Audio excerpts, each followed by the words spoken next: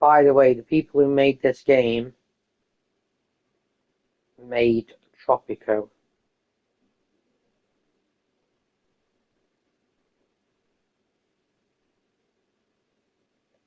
And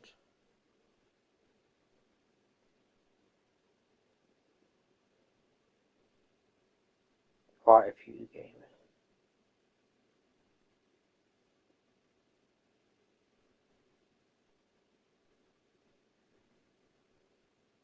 City Skylines. City Skylines. Might be another game that you would be interested in.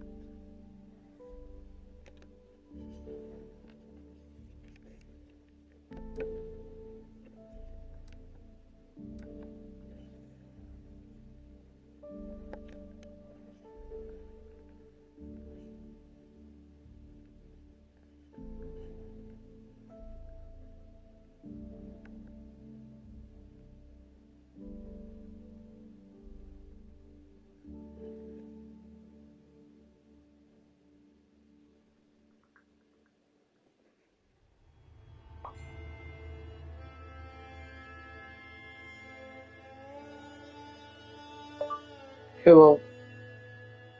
We're still cooking tea at the moment, so I will just be chilling out, just reading some intro, useful info about the new features.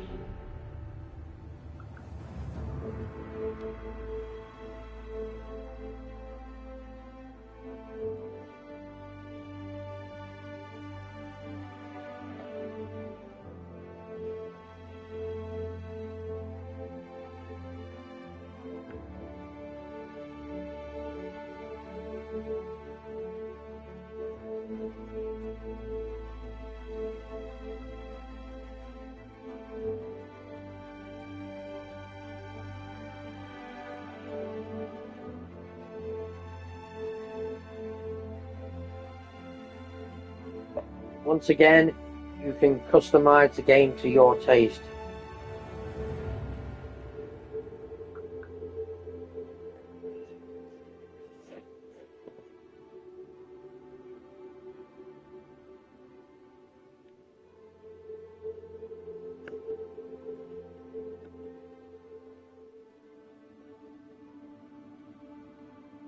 I don't know why I'm actually typing the messages and saying them when you can probably hear everything I'm saying. I just keep forgetting.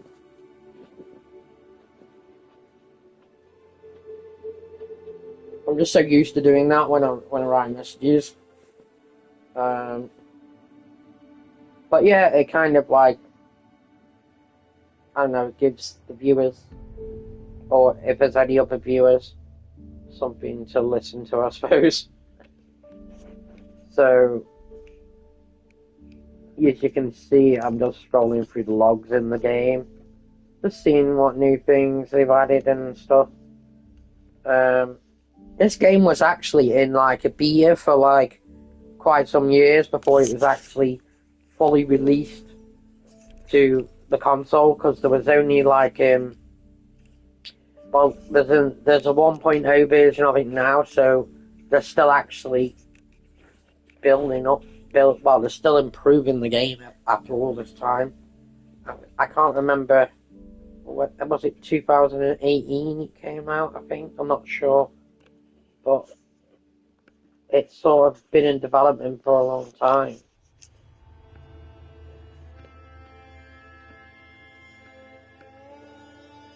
I was a big hype for this game when it came out, because I'm a really big fan of building games, and as you can see when I'm playing games like War of Mine and stuff, I kind of like just get sucked into the atmosphere of the games. Before you've even started the games, it's just so exciting reading about new things and so on, and taking all this information in. It says other improvements. Overview page has been overhauled to provide more interesting information, especially the player set paths will now move immediately after their APs have refreshed to clear some confusion about the feature. Wind turbine efficiency is now affected by the amount of trees nearby. Transport tasks with large amounts of resources are now divided for more carriers than just one. So they've looked like they're still ironing out some wrinkles in the game, but it's still getting, probably still getting better as we speak. Probably not reading and more playing. I think there's just one more thing I need to read. Lunar New Year update. And Tiger celebrating it with a theme decoration, new flags, symbols, fireworks. This update includes quality of life changes to colony combat alongside other improvements. Lunar New Year, I think that's something to do with Chinese New Year or something. That's what they call it. Enabled theme decoration from the main menu settings. Loading up. New cosmetic buildings include colony banner stand, 2 statues, fireworks, launcher to light up every night. Unlock these by completing milestones. For prestige, it's probably leveling up. We've added better highlights and selection hitboxes for units in combat. Colonies will also now flee by default and fight only as last resort. Alarm happiness penalty has been greatly reduced, so you can send everyone to safety while guards and specialists deal with hostiles. Live closer to work. Colonists will now be able to attempt to live closer to their workplace if there are free shelter spots available, but won't force others out of their homes. These changes might take a while to take effect when loading the save with a large colony for the first time. Other improvements will now dump out all resources marked as blocked, incorrect processing times, production buildings have been fixed, and new work animations have been added to scavenging buildings. See patch notes.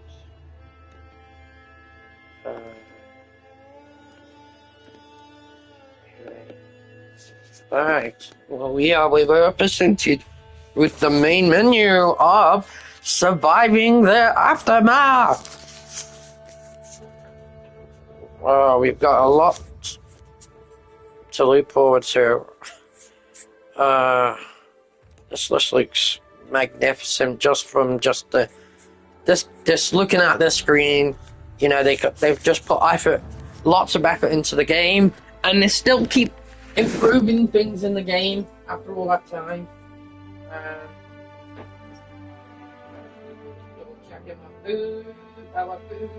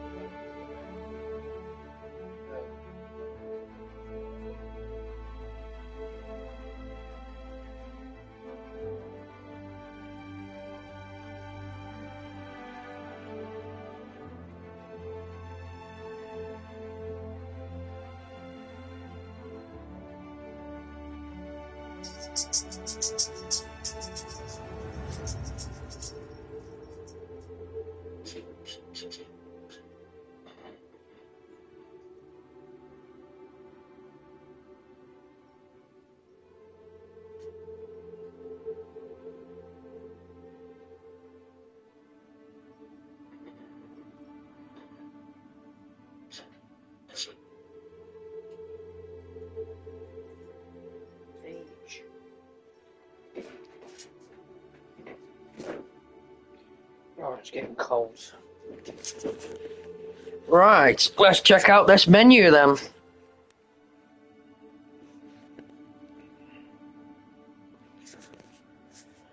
Transform a colony into a new way by Hold on a second. Oh, it won't let me zoom. Why won't it let me fucking zoom? That's because I'm in a broadcast, probably.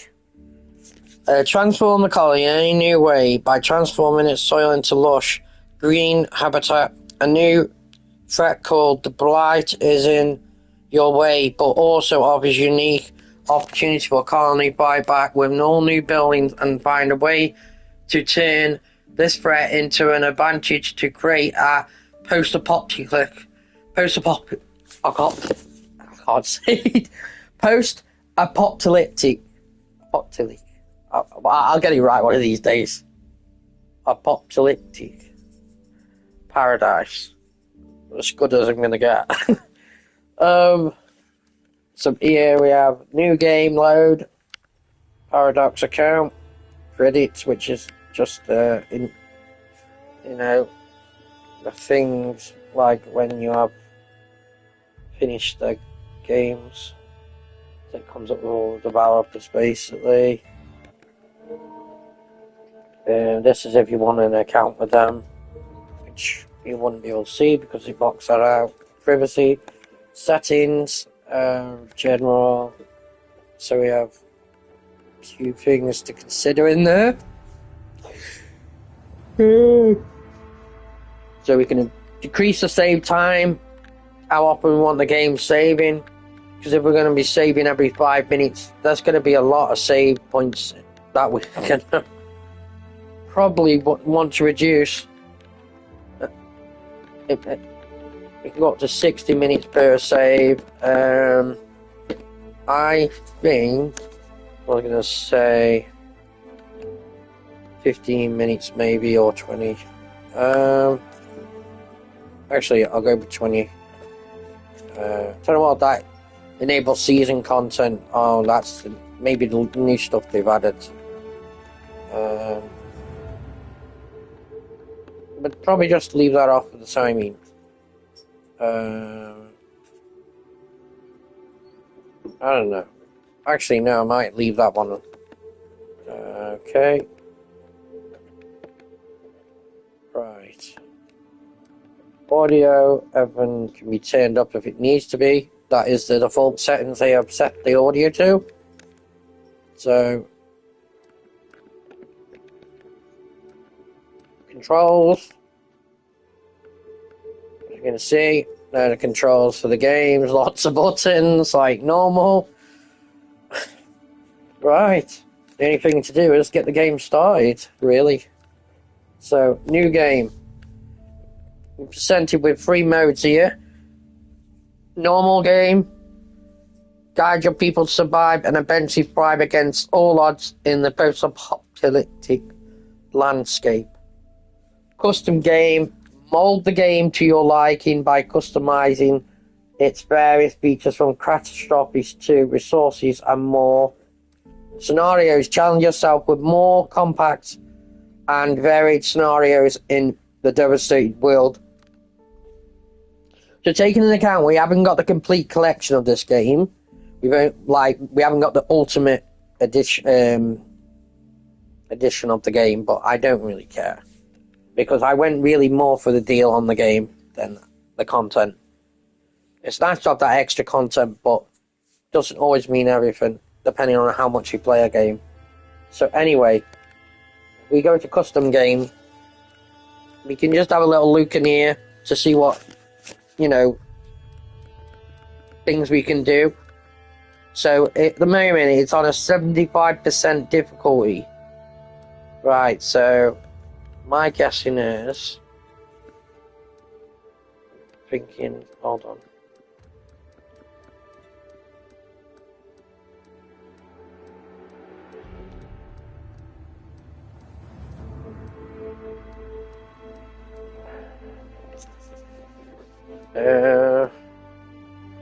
So we can change these things here. There's got to be a way of changing all of them though, without changing every single one. So there's lots of things to be considered in that custom. You can make the game as hard or as difficult as you want. A bit like I don't know how to explain it, but think of Sheltered, where you can customize everything to your liking, basically. The settings can be customized to your taste, so you can make the game as enjoyable as you want, or not so enjoyable. Like, could be more frustrating. As we can see, we've got settings at the side here, where it says a lot, medium, everyone scrounged together. This is what they mean. So a lot, the group had prepared well in advance. Everyone scrounged together. They could. Little people left with barely anything on them. Very little, barely any survivors. It's telling you what they mean, basically. Survivors, look, we can have most survivors, plenty of survivors, or few survivors. The birth rate is likelihood of children being born into your colony. Conditions, injuries, you can turn them off. Infections, colonies recovery speed, how quickly they heal in the medical facilities. So you could have it as slow, fast, or normal. I'm probably not going to be doing custom anyway. So we have a tech tree here as well. Survivalist and efficiency, industrialist, large scale production, protector, tech focus, health and safety, research speed. That is just so much to consider. Specialist. I wouldn't expect you to understand half of this, but this is just some of the some of the things you can change in the game, you haven't got to change them. You haven't even got to do a custom game. This is like more for your own, like you say, your own freedom, really. Like you say, leaving colonists, just loyalty, including how likely they are to leave when they're unhappy. So you can have easy, normal, hard. So the difficulties can be changed. Like, so we turn all them down, it'll knock the percentage of the difficulty down, basically. So we could probably go like that, and then like that. And leave that on normal, actually, low. Difficulty 70%. No, actually, high. Easy, actually, survivalist, industrial. I don't know what that is, but we could do that. We could do all these extra things like specialist. We could put that on, I don't know, as many as it'll let you, which means the difficulty is like 25%. Vehicle durability, so how like it says there, how long before it breaks down and requiring repairs at the colony. Durability to make vehicles never wear out. So you could make the difficulty as super easy as you want, really. This probably doesn't mean a lot to you, but it's something that you can change to your liking, basically. I'm not probably going to go into too much detail about this, but this is like just too much for my head to take in. It may not seem a lot, but I understand a lot of what it's telling me, but I just wanted to get into the game mainly. Right, so let's just look what the top menus are.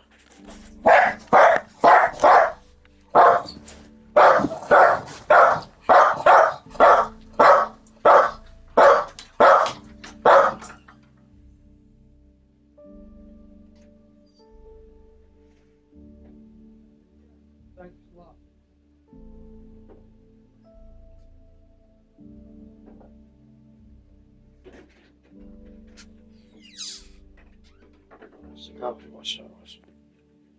Leave go in your cage. Right. We just had our carpet washer delivered, our portable carpet washer. So we've got one again now. There's some guy pissed in my room again. Well, it's my own fault because I took him in there, but I think he weed outside on the carpet because it was wet when I woke up today. So I'm gonna have to use my portable carpet washer. Well, our portable carpet washer, should I say? I mean, I brought all the stuff. I've got the strimmer to come, yeah. This bladed strimmer we're getting. So it's going to be really useful when I'm doing my gardening job, especially them more in-depth jobs. Anyway, food efficiency, like starting seeds, like which seeds and insect. Oh man, it's just too much, dude. Right, I don't think I can. There's a menu at the top, but it's not letting me switch unless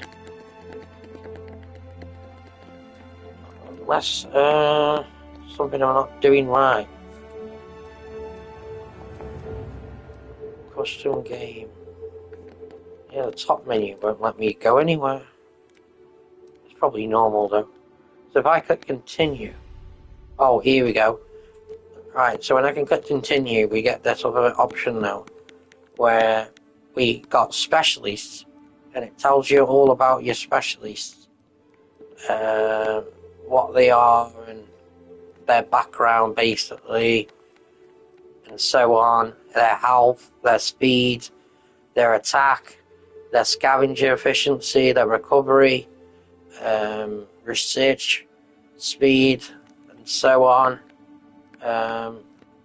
So if we just click continue again, we got virtuals, So we can change these things here, which is like a flag. All this stuff here, basically. Different colours of different things. Different things that we can have for our colony.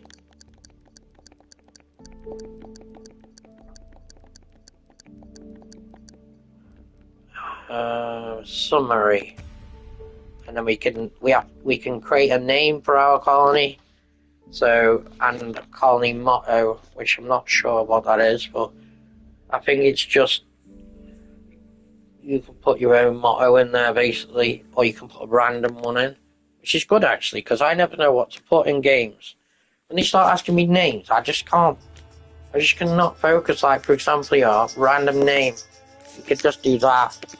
Or you could have like the ones it gives you, Armadillo, Alfred, New Cardina. Don't even know half them. Radcliffe. I think they're like names of places basically, but I suppose you can call it anything you want really.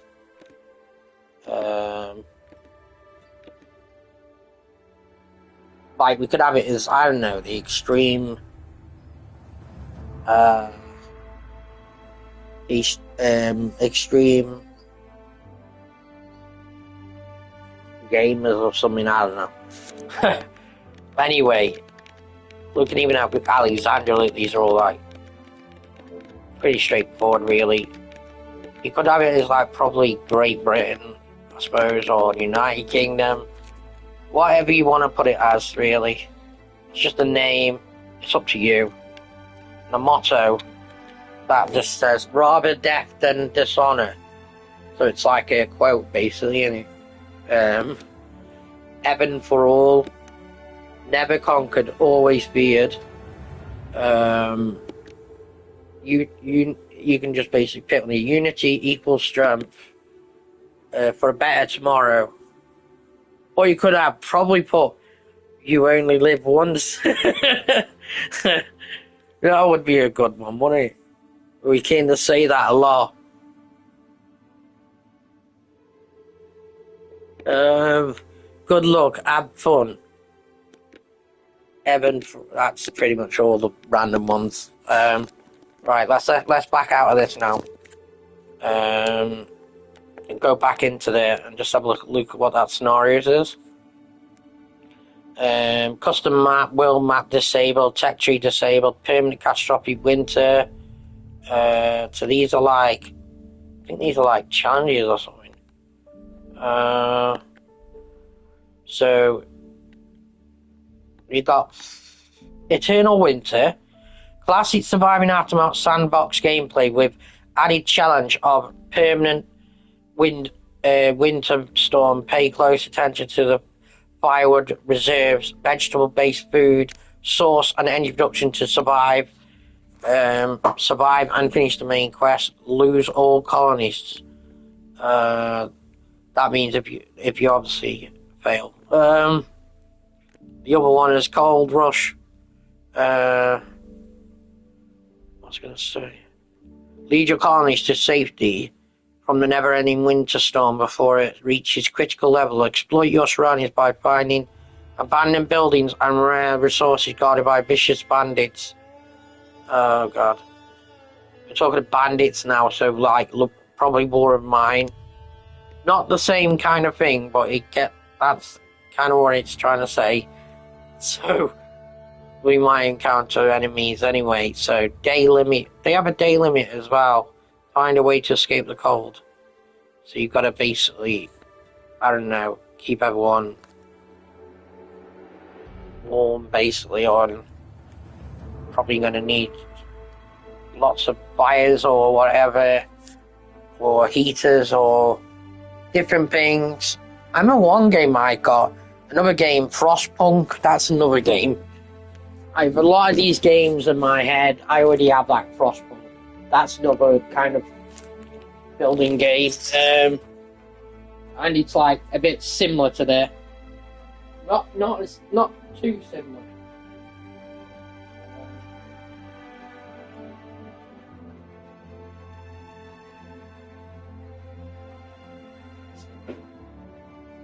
So,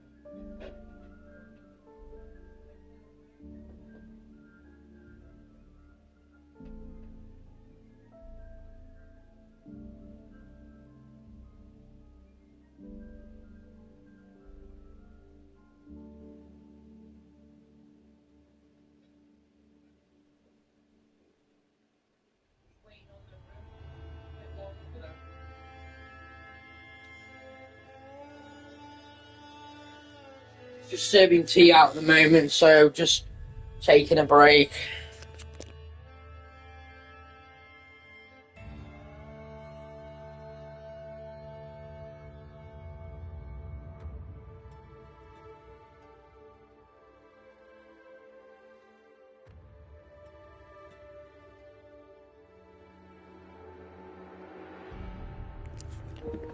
Yeah, so I think we covered everything like in the menu so far, just like an introduction to the game, basically. So we'll probably just do a normal game and set that up in very shortly.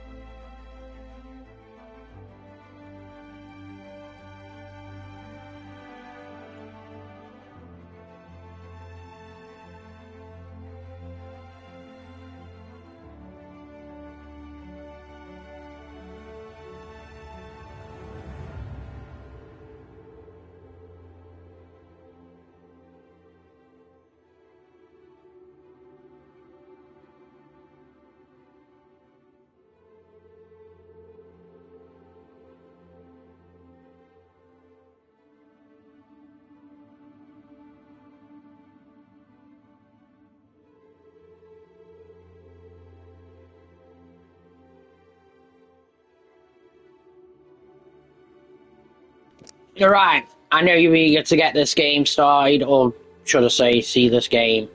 Nothing special. I just hope you enjoy the game. Remember, this was a bargain, so it's not so much about the game. It's you. It's you. Whether you enjoy the stream more than anything. So I'm gonna just start it. I'm not quite ready yet. But I'm gonna get it started up ready. So. Normal game, guide your people to survive and eventually thrive against all odds in the post-apocalyptic landscape. So, prologue, modern, so this is like a tutorial before you start. It's like basically to get you started with the game. So, modern civilization has gone. It fell apart in a time when rival superpowers fought over power and ideology, too focused on themselves. No one noticed what was coming until it was too late. Skies rained down fire as thousands of comets and massive objects plummeted into the inner solar system of the Earth. Cities were leveled and replaced by vast wastelands. As nations vanished, the remaining factions waged decades-long wars over scraps until there were no armies left to command. Now we are all remains looking for our new home, looking for a way to start over in the age we call the aftermath. So you might have heard the word aftermath, but you'll kind of get the bingy of what an aftermath is. So it's like basically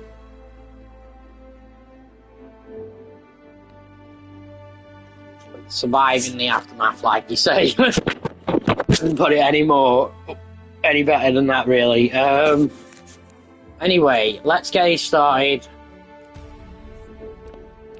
So for the purpose of this, I'm gonna leave the tutorial on so you can just see like what's what and how things play out, really.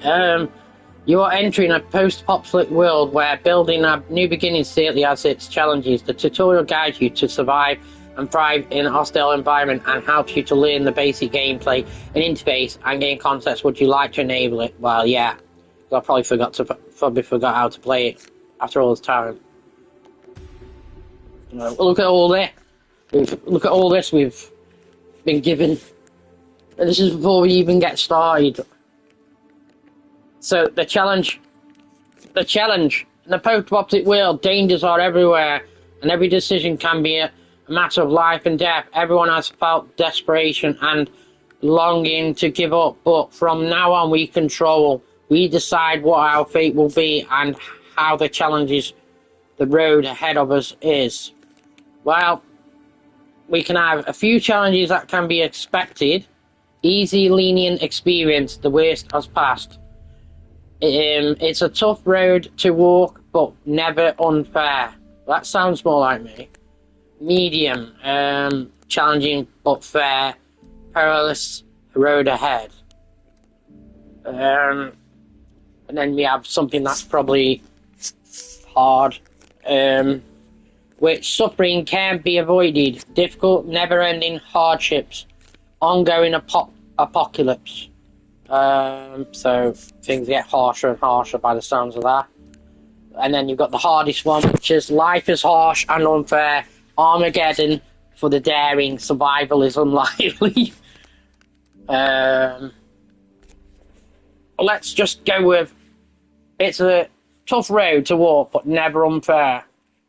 I would go for the leaning experience, but I think I can manage. I mean, Luke, if I go for that one, that's 25% difficulty. That's 35%, and that's 45%, and that's 75%. Right.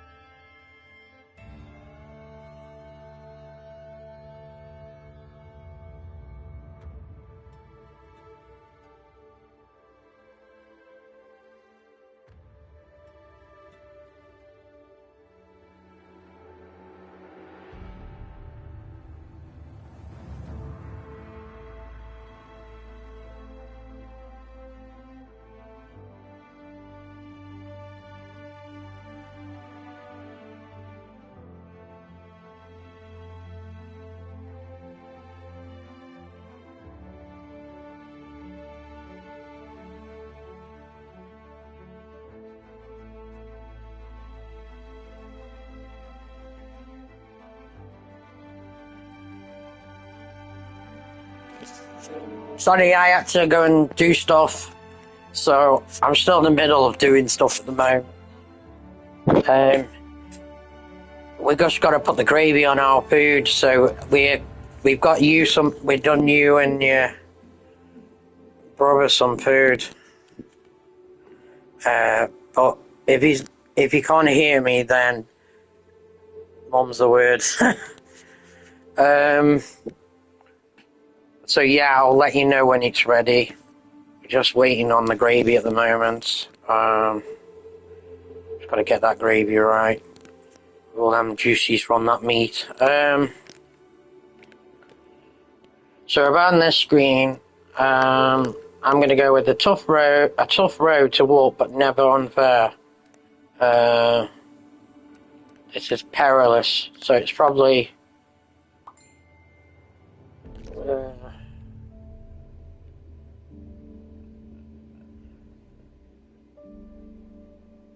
Apologising for what? Oh, you mean because every time I come back? But then, so you might think I fell asleep. But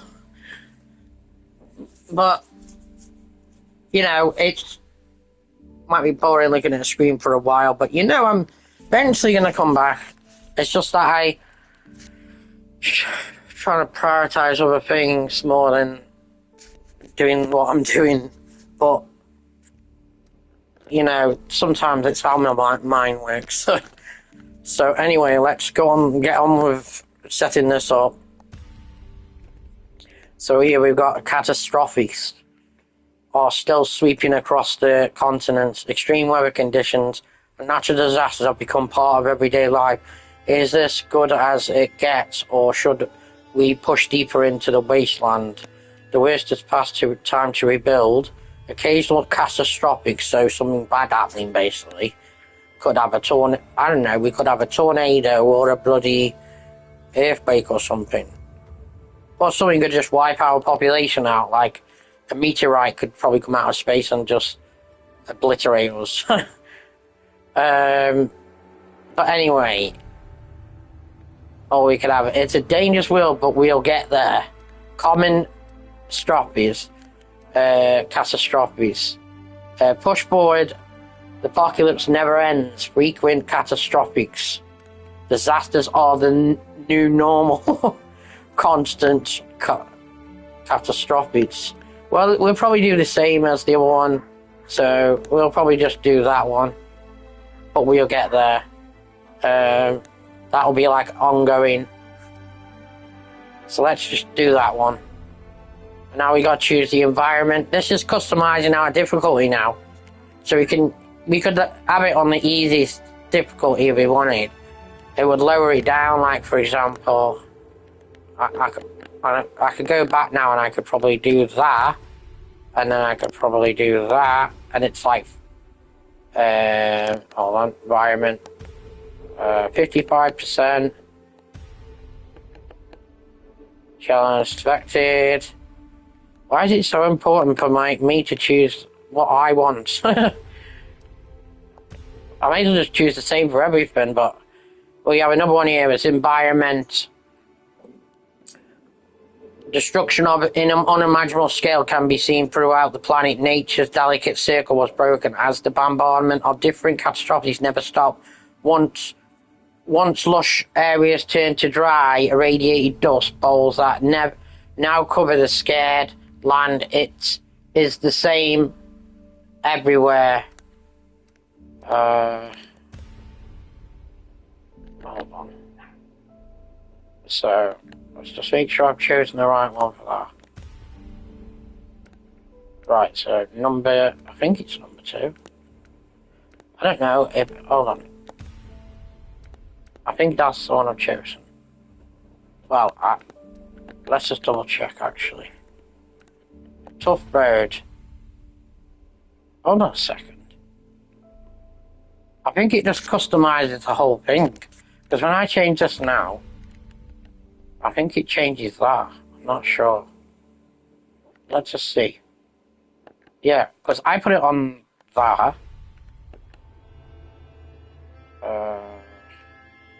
Okay, let's just ignore that because we can't really tell what difficulty on. I think it goes up by 5% each time. That one's like 5. I think it just defaults to 1 difficulty. I don't know. Never mind. It's just weird. Like me. Dangerous world. So, we just read that cities demolished, but nature prevailed. Plenty of fertile soil. The world is desolate and unforgiving, balanced between fertile and barren. The planet is a barren wasteland. Land is mostly barren and dry. The land is dead, inhospitable, barren soil. So there might be some dead parts where we can't build. I'm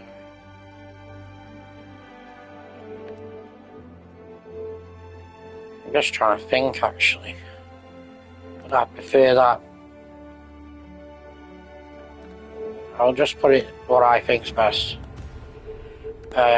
Survivors.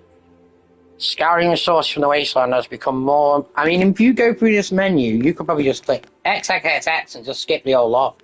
It wouldn't probably matter, but that's just your preference.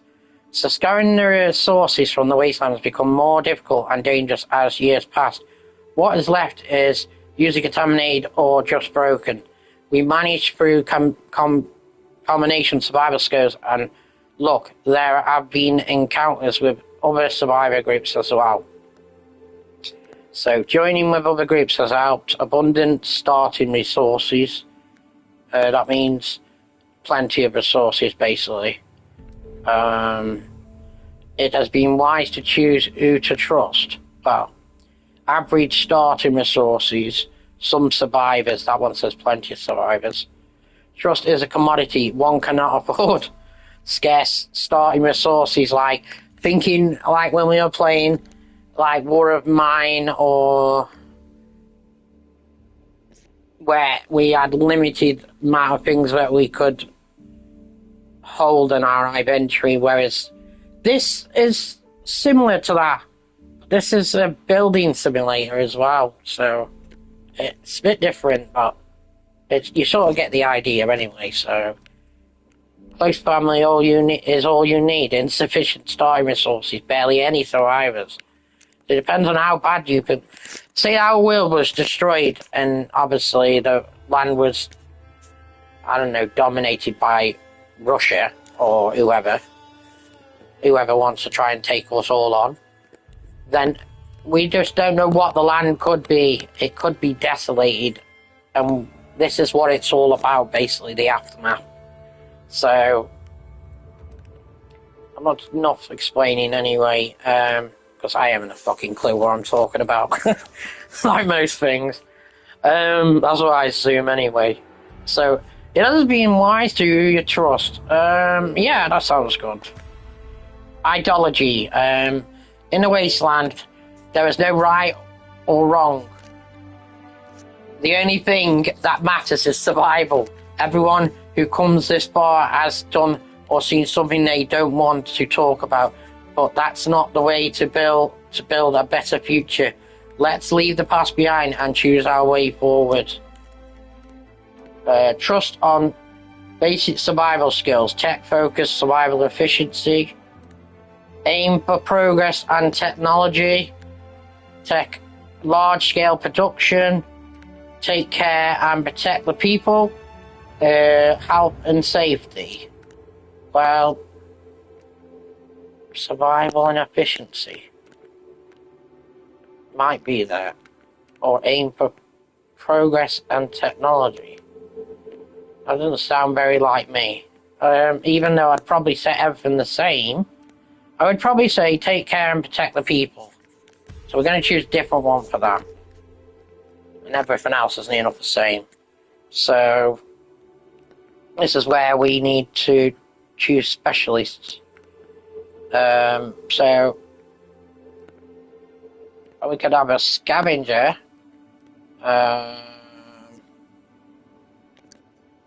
We can only pick two.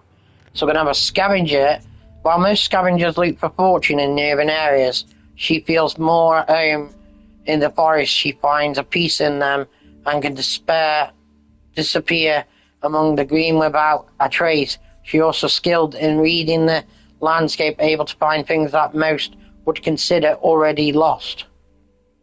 Okay. He's a fighter, born in the military family. I will just let you read that. Well, I'll just go and check some stuff.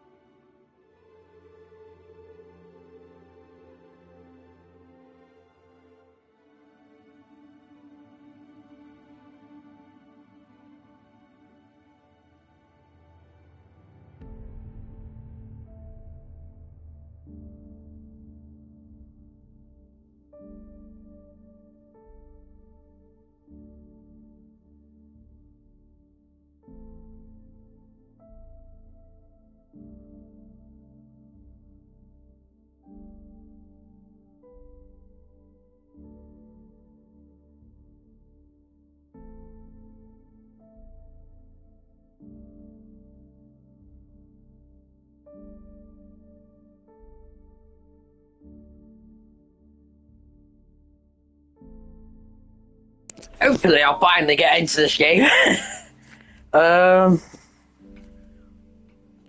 So born in the military as career and was already set for him at young age in the service. Not only met but surpassed his peers, not fears, peers. Don't know why it says that, but that's probably what it's meant to mean. Nigh impossible expectations, and is still Rob smug about it. All he prefers frontline combat, so don't ask him to go just scouting. Okay. Maybe we should have more scavengers.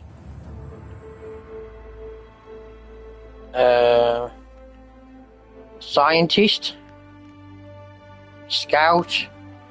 Even after years of academy, he managed to put his economic knowledge back into practice. Most finally, he hasn't been saddened by seeing the entire field of study to go into flames. Instead, he feels excited by the opportunity to start fresh, unburdened by the old systems.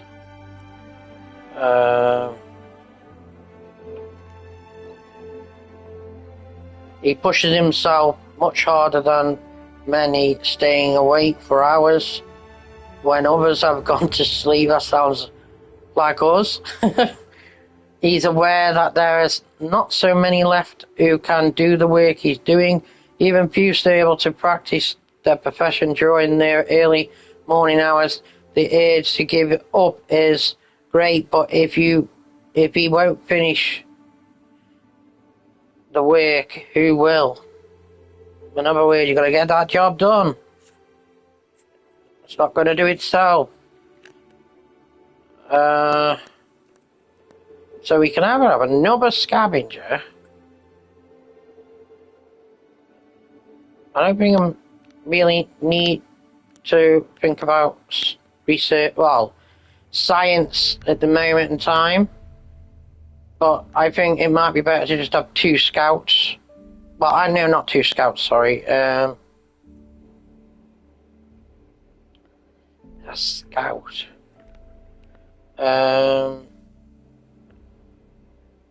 You know what? I might have the scout and the scavenger. They sound like they go together. Difficulty is 75%. That sounds a bit too much for me. That I think I put it on too hard for that one. Because you're probably going to get loads of demand on that. Health and safety, aim for progress and technology. See, that hasn't really affected it. Perhaps that doesn't have large scale health and safety. Trust on basic survival skills. Yeah, okay, I'll do that then.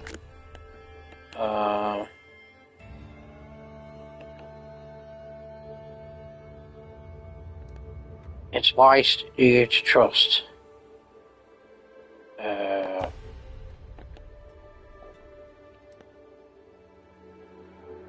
It'd be wise to you to trust average.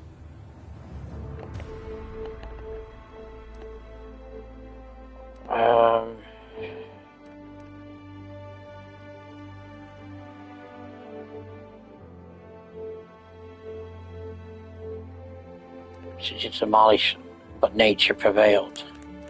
The land is dead. Plenty of fertile soil.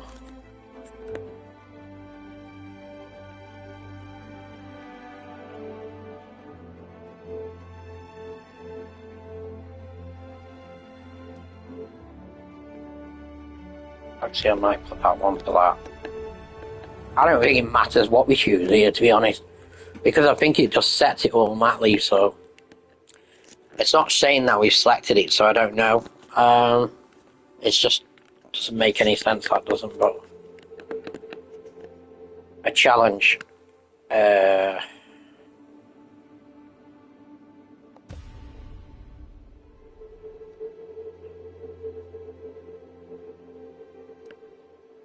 Dangerous.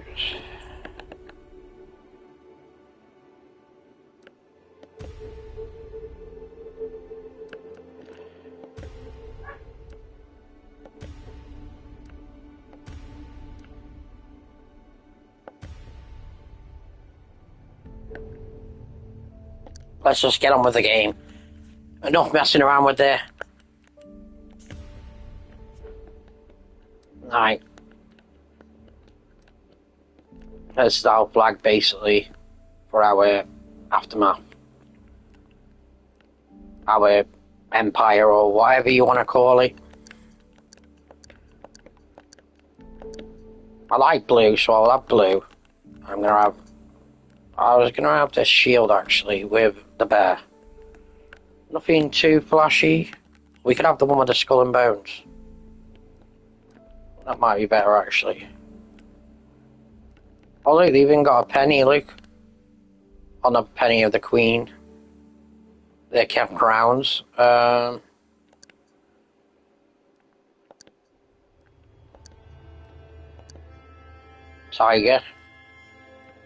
I don't know what to pick. What do you reckon? Do you think you should... It doesn't matter what we pick, because it's just a virtual, an aesthetic, basically. It doesn't benefit us in any way. It just kind of... It's a symbol, really, of our independence. So...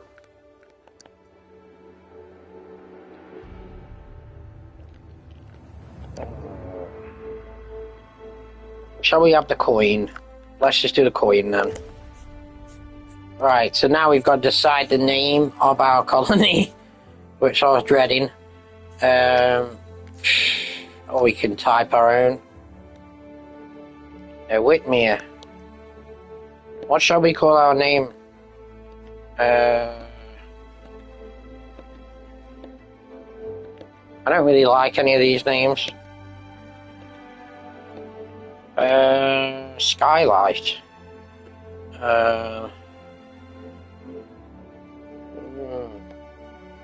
Meriden. Alderford. Kesagata. Very pronounced. Mecca. Whatever. Baymere. Any ideas? I don't know. Bitter Springs.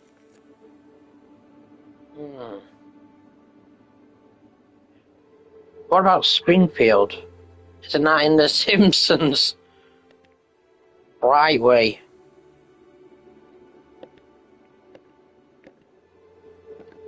Bitter Springs. I'm useless at making names. Because I don't think it matters what we choose. Unless you want to be creative and make up your own.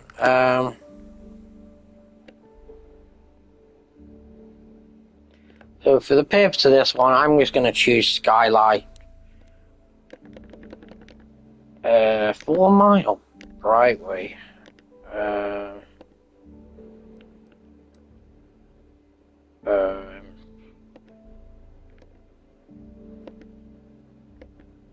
Rock Bottom. What kind of name is that? Rock Bottom Colony. Pillarwood. What? I think of making a name something related to the game, but I don't think it really matters really so much. Or unique to us.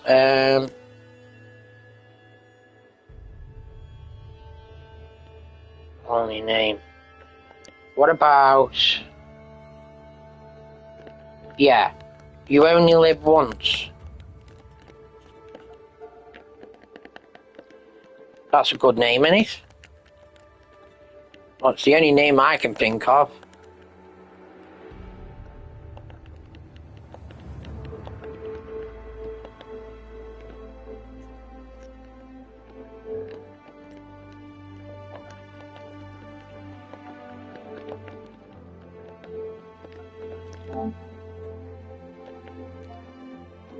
don't know if he'll let me use that. Well, he will. You only live once. Yeah, we don't know if we're going to survive yet, so we may as well just be a bit realistic about it. Motto. What can we put for the motto? Let's see. There's something that stands out, really. I think we should have had you only live once. That should have been our motto.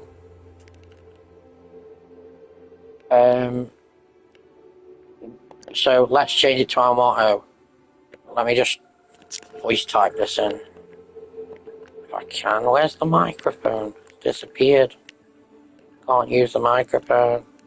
That's not fair.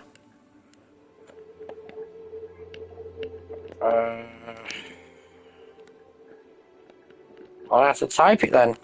You only live once. Well, it is life once.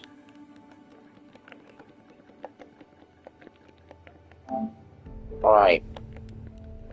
Now we need to make a colony name. So we need to be realistic about this one. What can we fit? What can we put?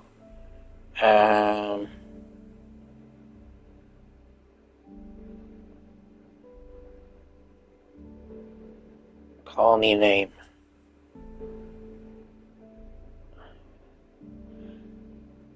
Unknown. No, I don't know. What can we put it as?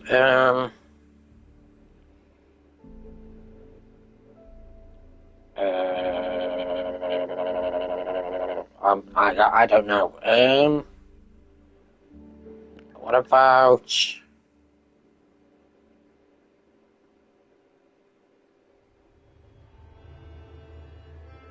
Think of some. I don't know. What's the place called in Family Guy? What's it called? What is it called? I can't remember. I remember. I do remember it, but not off the top of my head.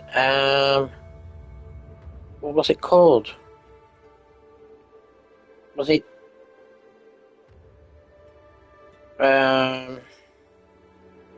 I'm trying to think. I don't know. The neighborhood. What was the neighborhood in Family Guy? Well, I don't know. Give me some ideas. I'm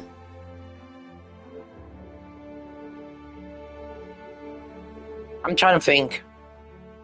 Was it Spring something? I can't remember.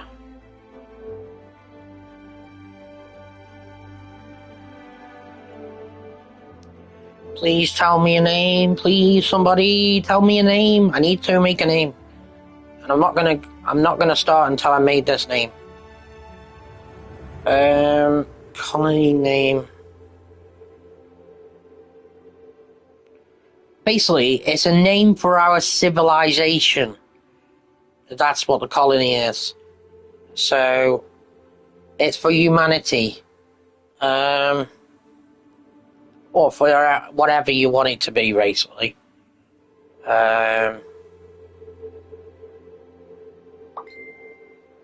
did he have to make things so? Cohog. Okay. That's our colony then.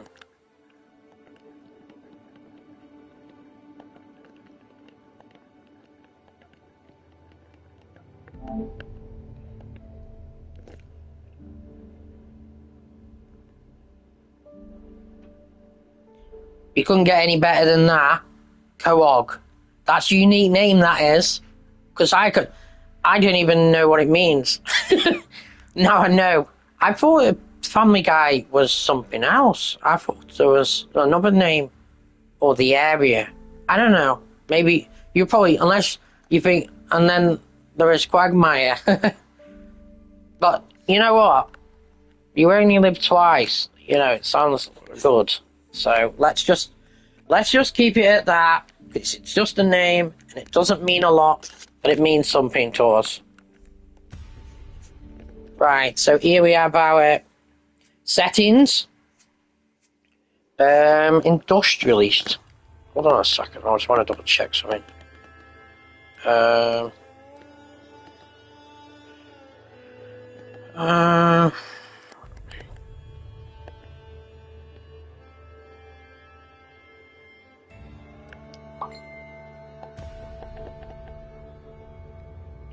Industrialist.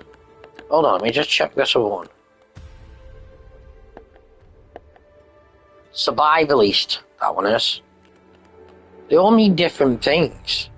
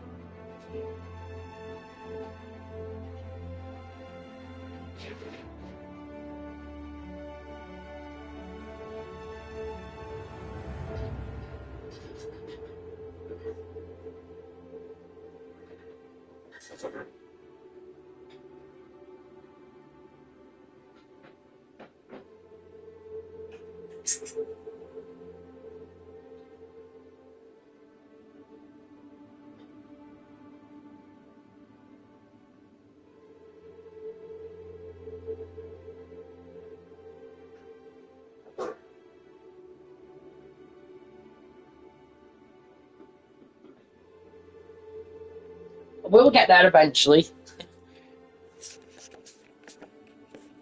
That's survivalist. So what's this one? That is protective. Okay. I think I would class myself more as a survivalist, really.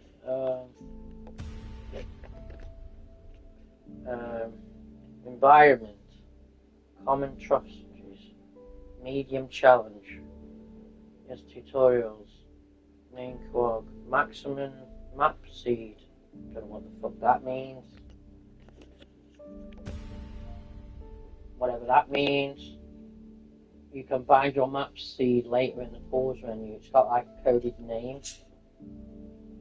Okay, that's just technical. Okay, we're nearly there. We're nearly there. We're nearly there. Maybe in the next millennium.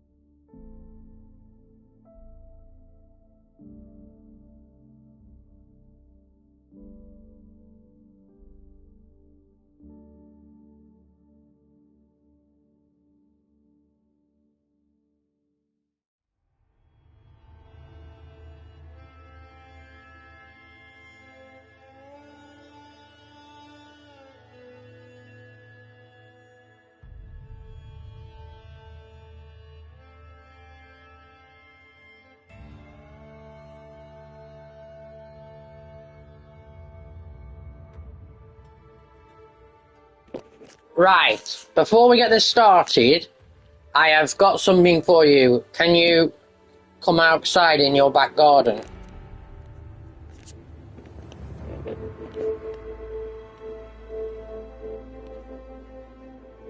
Yeah, we'll just keep it as Coag Rhode Island. Yeah, that's what I remember, Rhode Island. I know it, yeah, you are right, it is Coag. I was just trying to think what the Simpsons one was called. I think it was Springfield or something. Or something Springs, I don't know. I can't remember. But usually I wouldn't forget something like that. So,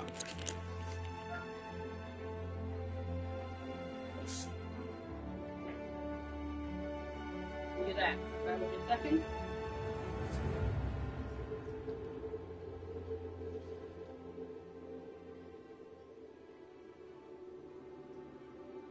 You know what?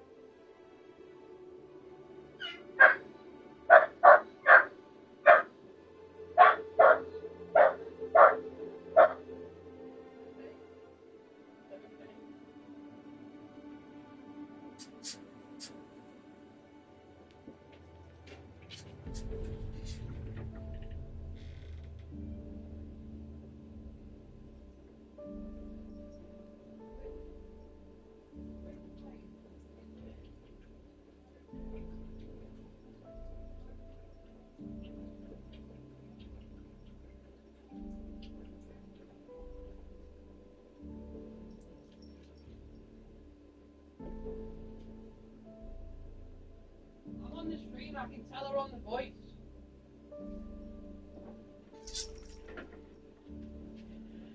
Hello. Just to clarify, the white plate is your plate. The one with the stripes. That's specifically for you. As my partner made that one for you. Obviously, we all have our preference. But yeah, to make sure the white plate's yours and the black one is his. Pretty much like last time, really. So if you heard me, the white plate's yours with the stripes on, and the black plate's his. Like I said, yours is probably might just have a bit more on your plate.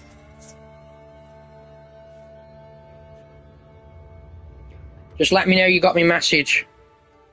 Well, you heard me on the voice.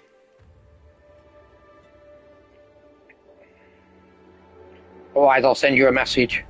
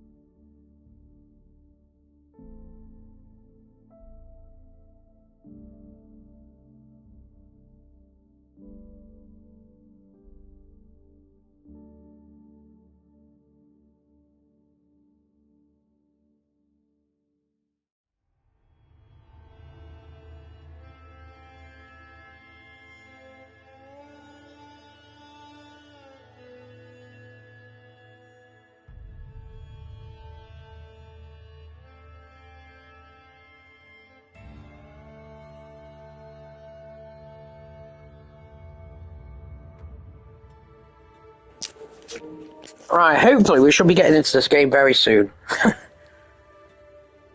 Right. And like you say, co-op, well, it's something we like, so it's our personal own preference. Just think about how many more names we could make. Right. Like, what's the place in American Dad? I don't know. I don't even know if they have one. No idea.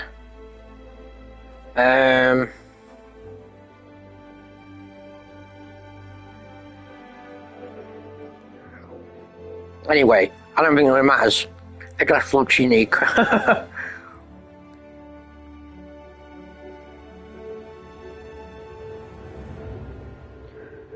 It's okay.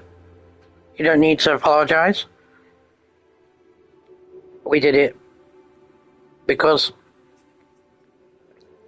we wanted to, not because we needed to.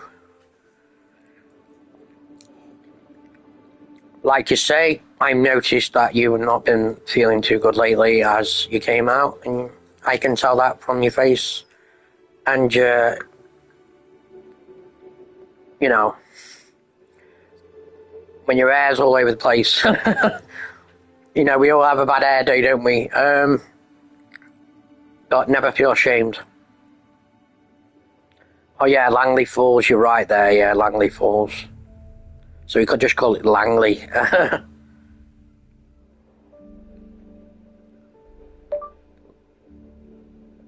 You know what I mean? That'll be short for that, won't it? Or Virginia. Or we could call it West Virginia, because there's a song in there, West Virginia. Like you say, there's so many names we could use. We're just trying to stick with something simple at the moment. We only live once is our motto. That's our motto. That is our personal quote. Right, let's start the game then. Just gotta wait for warm my food up. Warm my partner's food at the moment. I hope we put enough gravy on your food, because I think we did have some more left.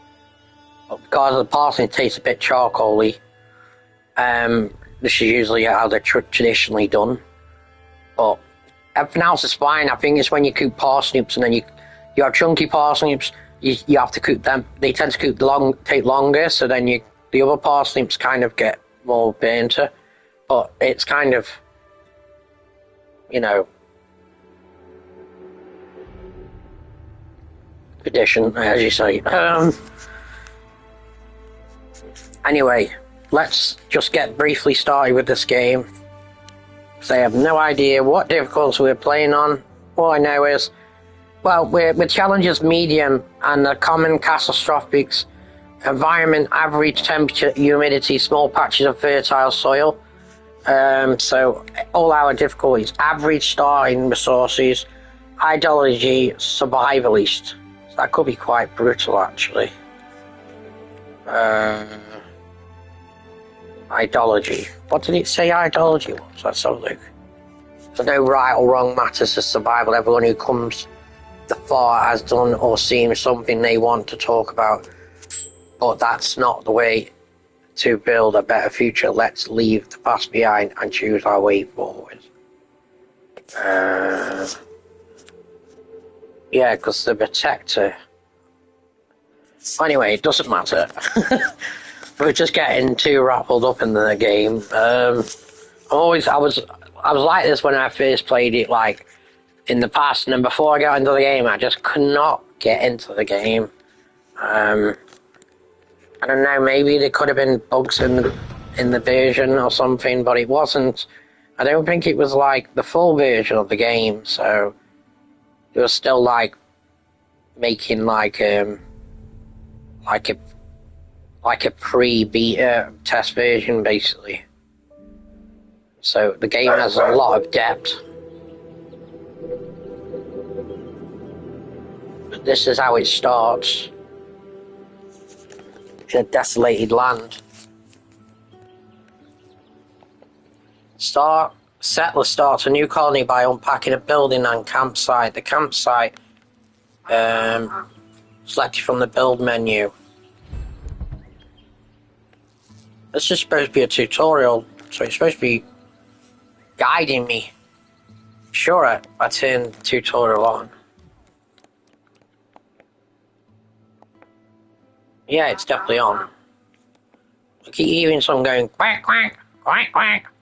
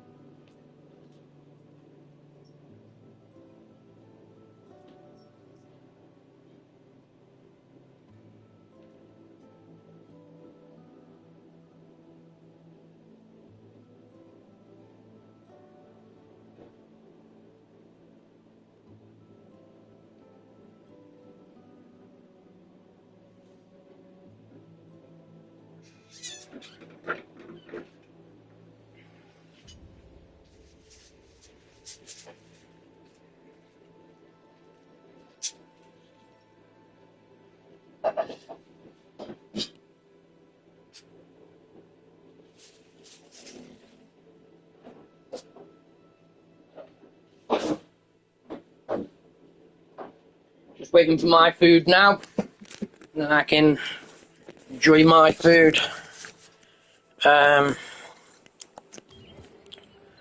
So, the first building of your new colony with limited scouting. I can just about read that text. Capabilities and small resource water storage. First colonies. Can you read that text? I think I need to start wearing my glasses.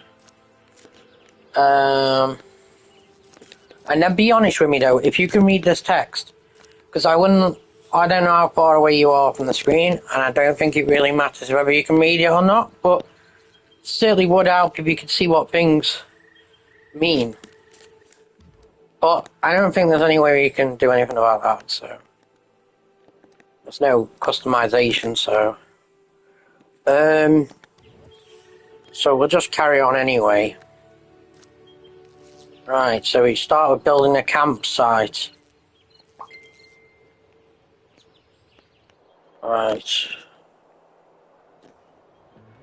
Right, you can't read any of the writing, right? Yeah. Is it? Oh, so is it because your eyes blurry, or is it just because it's too small? Even doesn't matter though, because I can't do anything about it. It's the way the game is. Normally, some games you can customize like things, but you can't so much because this is on a big screen TV for me. So I can't use the zoom because my PlayStation won't let me use it while I'm streaming. It doesn't allow you to do it while you're streaming. So I will just read it out to you anyway. I can just about read it vaguely. So don't worry, I'm still gonna enjoy it. Okay, so it's just reading that is thinking. I was talking anyway, so it should help things briefly. So the first building of your new colony with limited scouting. God, I could just about read that, as well as I could just see it like fading slightly, my vision. As well as its small resource and water storage. First colonies can be inverted by, yeah, I definitely need my glasses, by sending. I don't have a problem seeing it, it just looks like not clear enough, and it's small really. Well, smallish. Anyway, Right, so we're gonna put our building down anyway. I don't know where we should put it though. I don't think well, it can be put down in these green areas, so maybe it can go, I don't know, among the wreckage probably.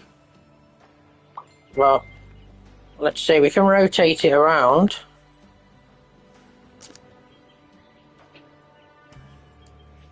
I don't mind medium things though. It's just when you struggle to see what they are. So we could put it right here actually. It has to be wide, but hold on, it might map me. It'll have to go right there.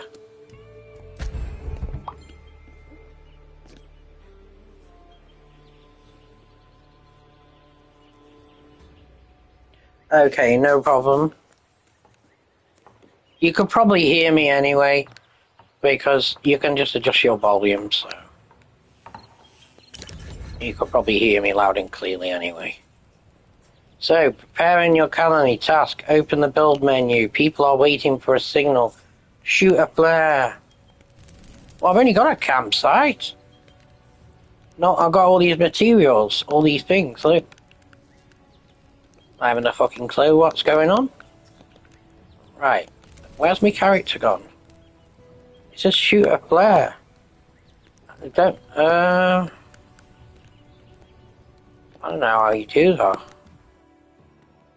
That's a pause. Fast forward. Rewind.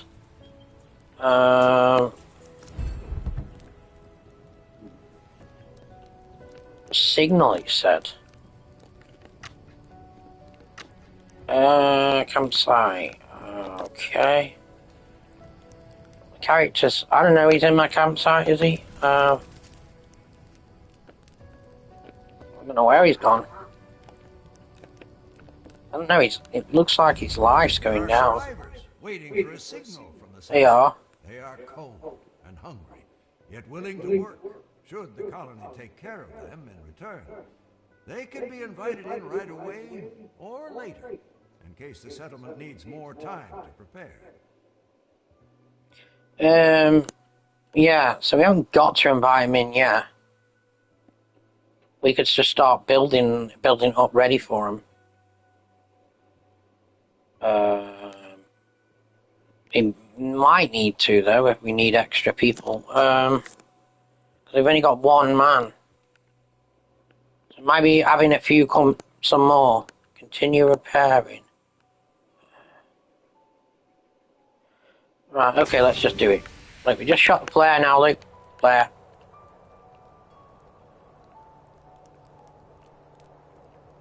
A firework. Lit up the area. Right. Oh look, I just got a trophy. Oh, you can't see that because I can only see that. First step. I don't know what it was, but I did something good. Fired the flare properly. The inhabitants. It's time to rebuild and turn this hostile place into a home. We've reached a milestone. Oh, look at these little people walking around. They look like little kids. And adults.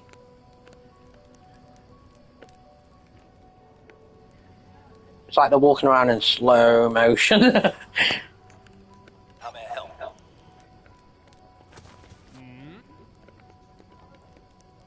How may you help? It's a colonist. They're looking for somewhere to live. Time to build a shelter. Just getting you used to it. Basically the basic way of starting the game, really. It wants a shelter. So what, an emergency shelter? Or a tent? Well, a tent is a shelter. It's a flimsy shelter. It's cheap. Short-term emergency solution. Provides a little protection against pollution and is easily destroyed by a catastrophe. Minor happiness penalty. Must be heated during the winter storms. Temporary shelter for several colonies, cheap to build, very vulnerable to catastrophes. Does not give protection against radiation. Colonies are less likely to reproduce in cramped shelters like this. Decreased birth rate. Must be heated during winter storms. Well, it's an emergency shelter, what do you fucking expect? It's not fucking Buckingham Palace. Right. I think anything that's green is healthy, basically. So, I don't think we got too much of a preference, really.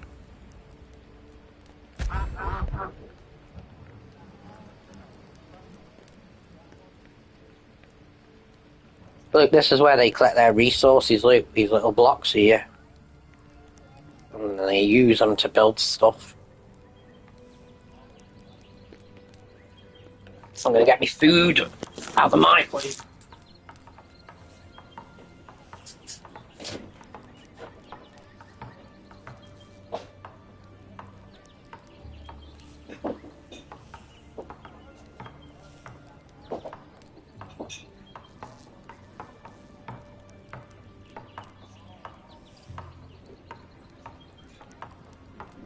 I know everything looks slow, but we can actually speed it up a bit if we want.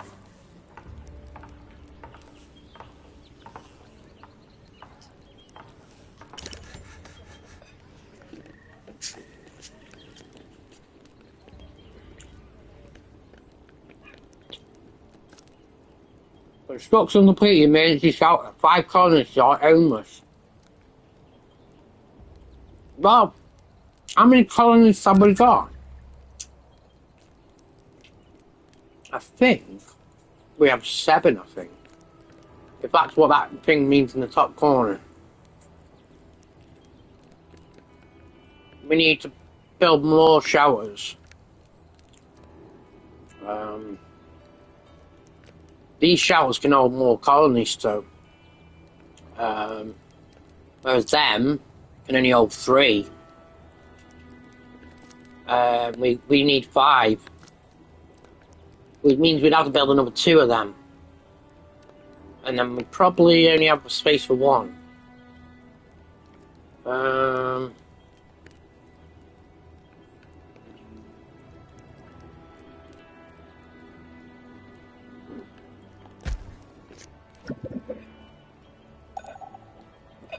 Actually enjoying my food now. Could do with some mint sauce. Parsnips a bit charcoal.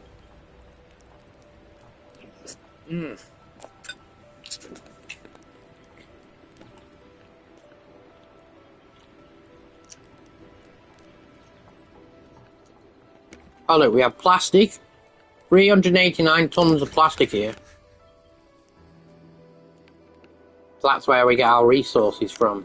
And then they bring them over here, and that's how they organise the resources, basically. This is like our resources, what we have. I'm not overly focused on that at the moment. I think people are sleeping. Look, it looks like they're sleeping outside on the floor. Oh, please themselves, it must be too hot. What does this mean though? His life's going down. It says, rotten rations. Our wary columns reports grave news. Some of the food rations appear to have gone bad. Somebody had forgotten to shield them properly, allowing rain and bugs to get into them. The containers. Bickering about where those faults, the situation quickly evolves into different discussions. As an hungry colonist begins to argue if they can afford to throw away precious food even if it's a little past its prime. In other words, if it's past its sell-by date.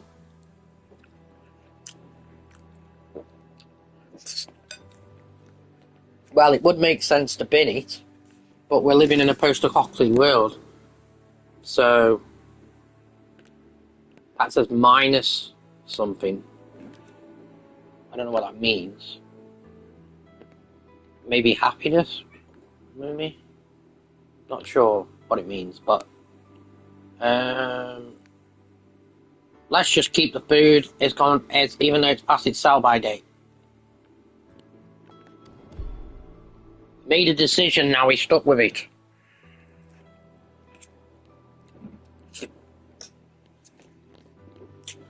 Rotten rations cannot afford to lose any food in these circumstances. The rations are brought back to the food stores and consumed by the bravest individuals. And probably the ones who've got good immune systems, maybe. Almost immediately after taking a few bites, the colony starts healing back and throwing up. At first, rarely seeing everyone affected must be quickly brought to a medic as they are suffering from severe food poisoning. Okay. That's making you learn from your mistakes. Eating something bad is not good for you, but sometimes we do things that we regret. So there we go. So we've got 3 colonies that are infected. But we better get them treated, haven't we? And we still, 3 colonies are infected, right, so... I think these things here, what I can build with the materials, the ones that say 2 and 2 and 1. Food storage, warehouse. I don't know if we can build a medic. Clean water storage, recycler, medical tent. I think we need that as a priority, really.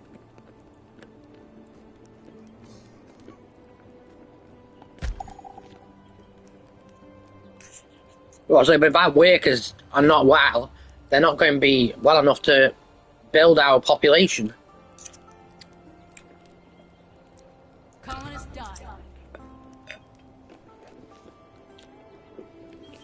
Colonists died. Colonists die. Oh no, and one died. Oh, you're fucking kidding me. Well, hurry up and build it then, you fucking useless bastards. I suppose you should have built that first. Colonists die. What are you doing? Building it. Die. I think everyone's dying. Colonists die. Well, get in the fucking building then. Colonists die. Look, everyone's dying. Colonists die. Build priority. We don't have any wood. Fuck's sake, everyone's dead. Colonists die. Colonists Listen, die. that was probably one of the worst decisions in my life. For the colonists. Despite your best efforts, the colony is... Yes. Right, we do have some people left. Can they build there?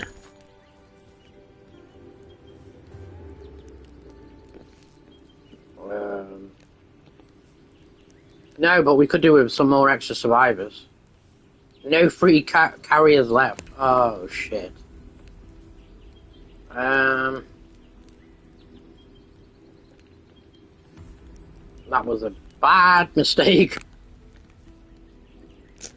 I'm gonna have to restart again. I didn't think it would kill all my population. I thought they would just become sick and then eventually they would get worse. But obviously, that isn't really the case. We need some more survivors. What's up? And there's some food there. So back.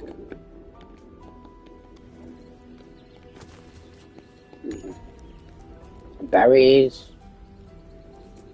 Hold on, he's a scout. I don't think he can collect things, can he? Hold on.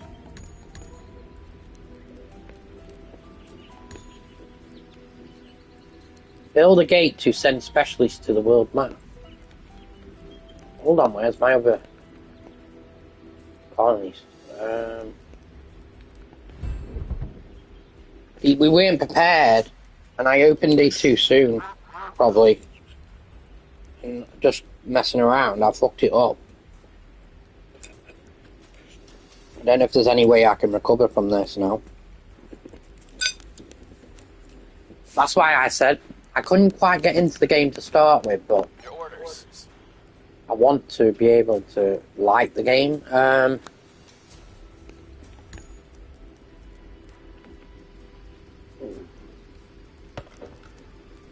There you go, do some work.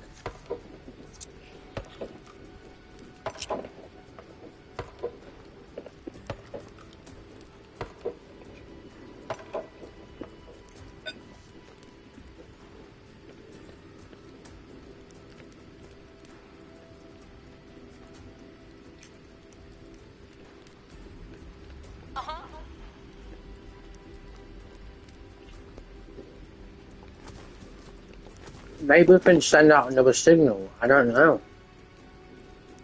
We need to carry resources and build repair.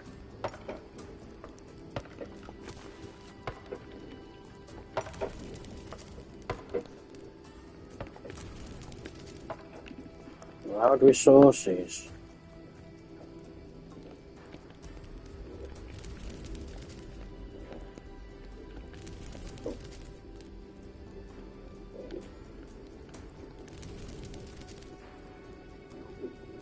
What does this mean, carrier count?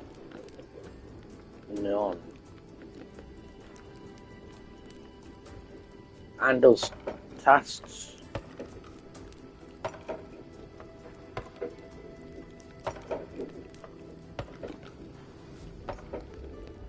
There is no colonies because they're all fucking dead.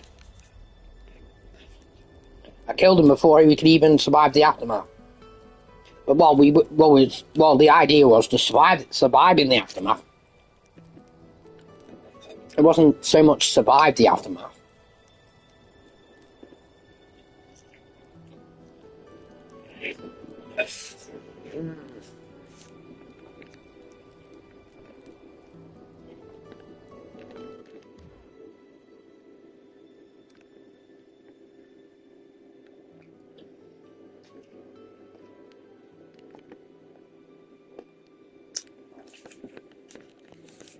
That's what I should have done. Is save the game. Right to put the more on.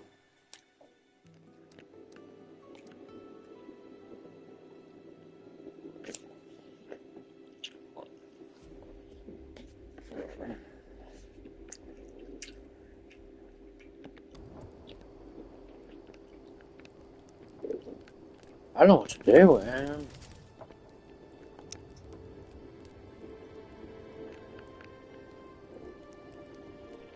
Because I need to get more colonies back, but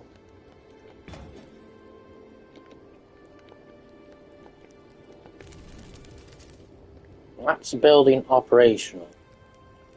I'm just wondering,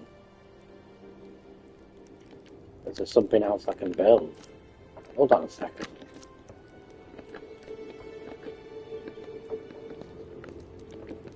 Right, there's other things across the bottom here. I'm still getting used to the game.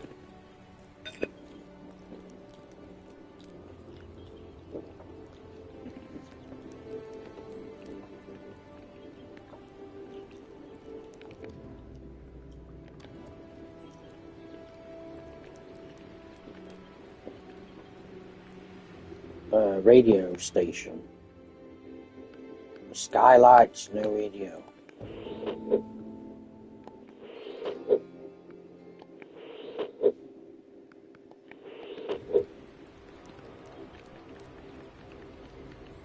Options. World map. Look, there's our building on the world map.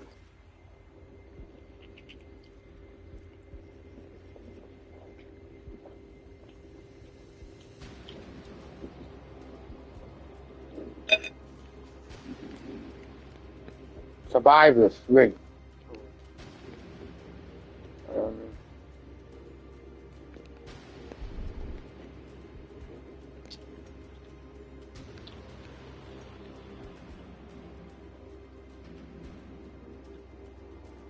Campsite.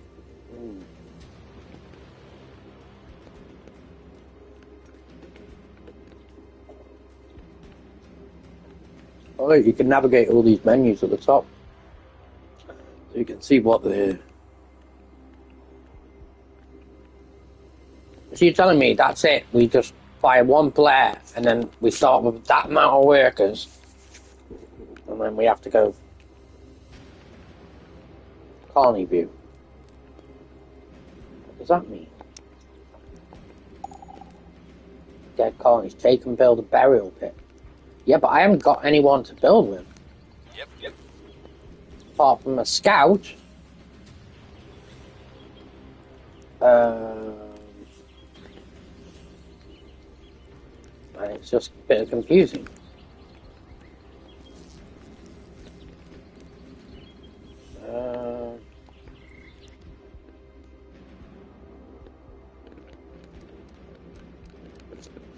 I may just have a little look around while I fuck things up. Get a bit of a learning curve, really.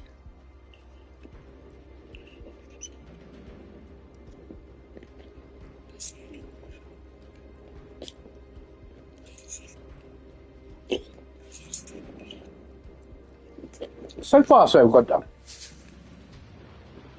I also kind of get overwhelmed with some things.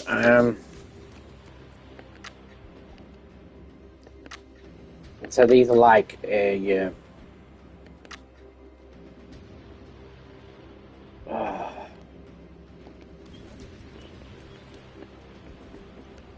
Well, next time we decide to eat something bad, we need to make sure that we get ourselves treated.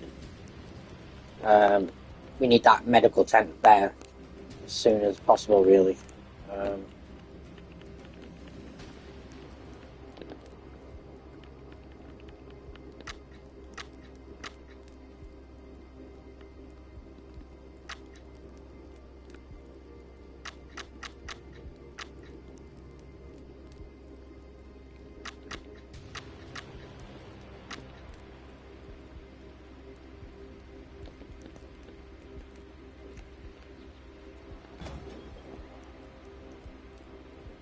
Build menu. Attract more people to join your colony. With that, gate specialists can be sent to explore world map.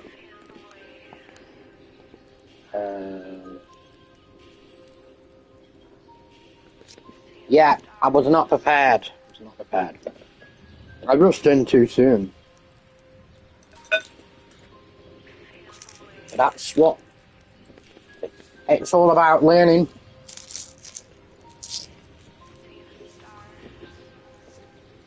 Oh, anything worse? Well, can't be any worse than that, but you know. So I'm still learning. As I say, it is a bit complex to get the hang of, basically. How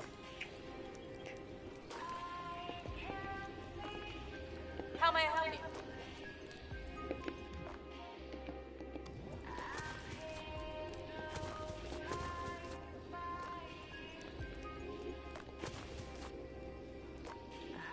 So really, I want to.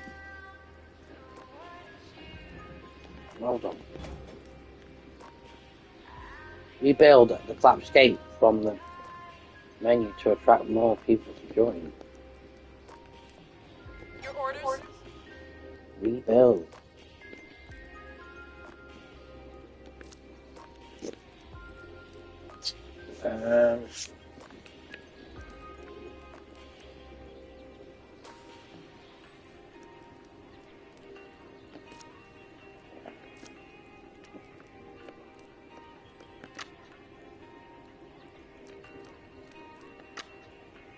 Well, there's nothing we can do without workers. Hold on a second. I'm determined to try and figure this one out. Something about a gate, it said. The gate opens the world around the colony for said especially beyond the colony, because also opens up colony for survivor groups that start thriving with a question join your colony and evolving, attracting bandits, but guards gates can protect the colony against most weak attackers.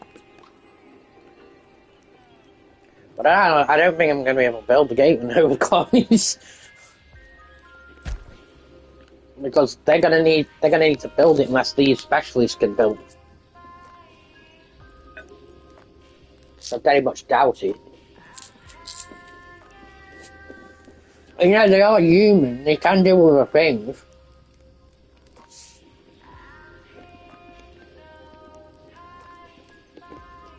says we need resources. How may I help?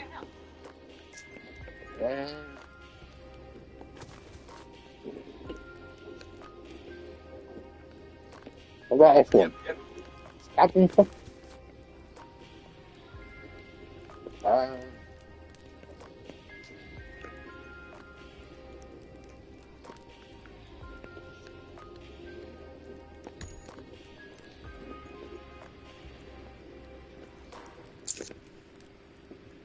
I can see us restarting this now, actually.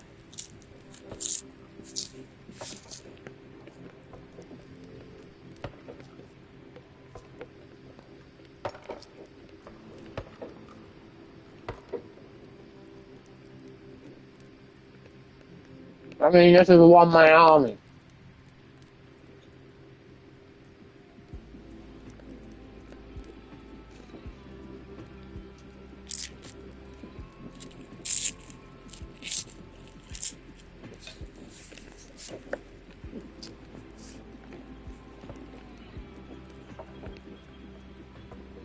How about build a burial pit?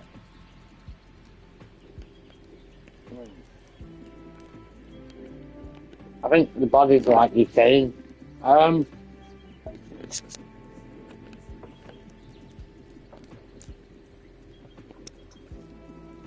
Insufficient resources. We need plenty of wood and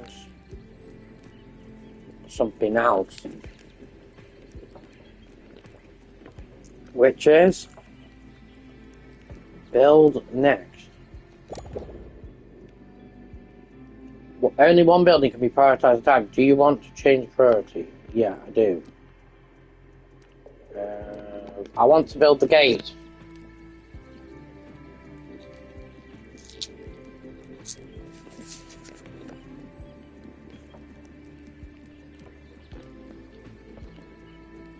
And speed up time. You might get things done quicker. I don't know if these can build though. They're certainly moving around quick. All right. It's a scavenger. Let's send her to... I don't know. What about that? Plastic?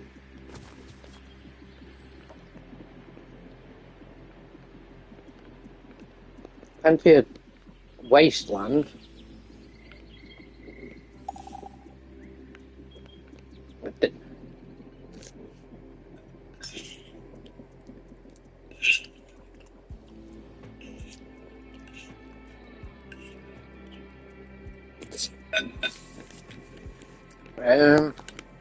I don't think you can actually What's up? collect things. She's a scavenger. Well, that's what scavengers do, don't they? They pick things up. What, like berries? Where's she gone? I don't know where she's gone. Okay, someone's doing something. They're just going around like farming all the wood, basically. And I just got achievement, sky burial. What, you mean he might just bury the body? Or we could bury a body, maybe.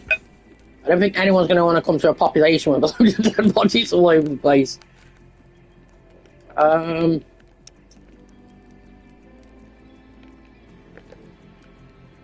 Pause. Cancel priority.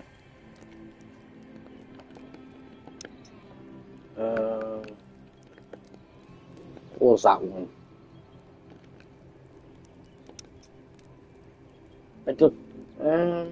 Insufficient. Pause.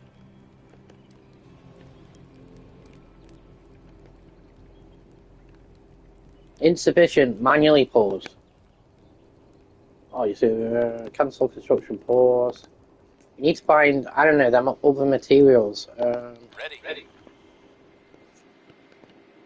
It's all fucking wood. What's this stuff? Food. I know this is food.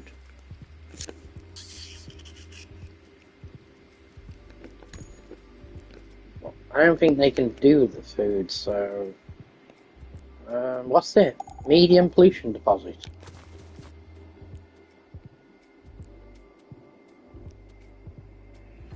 Well, there's an animal there. I'm trying to find other materials, but at this moment in time, we've only got, seems to be a lot of plastic waste.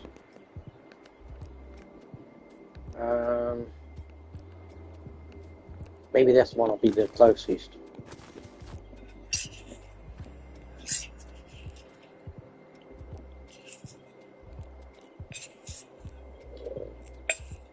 I bet you're glad you won't be paying £27 for this game. Even I wouldn't pay that. I'm addicted to these kind of games. Well, anything related like this, really. Won't you get the idea? I suppose open up one more clearer.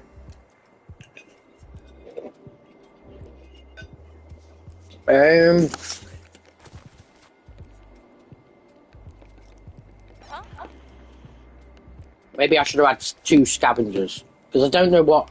I think the scout can reveal the map. Actually, thinking about that now. I wish it was an easier way of selecting them.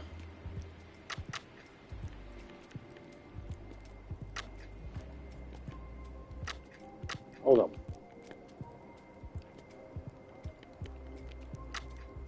Like, I don't know. Triangle. Oh yeah, that's how we can do it. Triangle. Scout. Scavenger. Let's send him out to reveal some of the map then.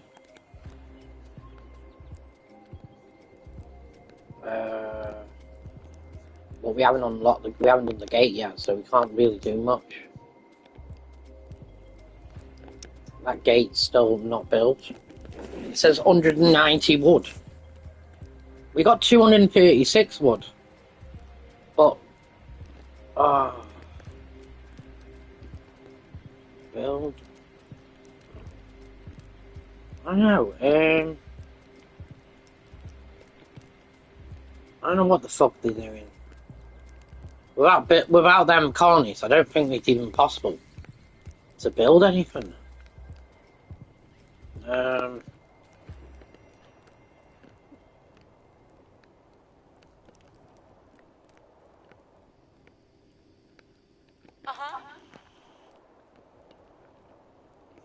It won't let. We can collect wood, but that's about it. I've got too much wood. Look, I need to find out what that blue thing is at the top. So that's plastic. So we just need plastic. So. What's up? They won't let us do it with her though. How may I help? Why won't it let us do it?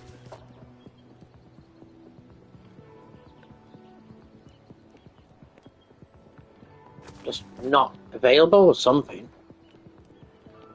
What about if I switch character? What's up? Nope. Unless that's not available. Maybe it's not accessible, but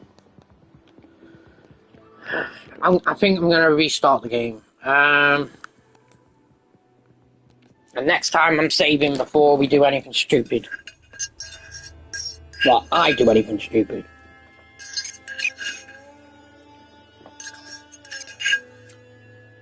Now I'm going to go through all that blather again.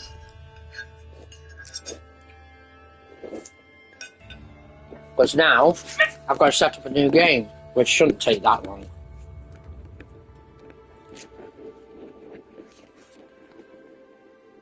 Shall we just forget everything, anything, and just go straight into it without even... Right, tutorial on... Just go X. Can't be arsed with all that. And here... maybe we didn't... Maybe we need a scientist to research into plastic. I don't know. I'm not sure. I don't know.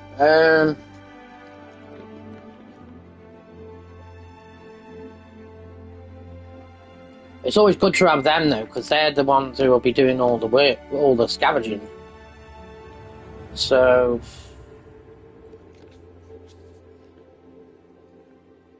well, I don't know actually. No, I'm just learning. It just tells you a bit about them, really.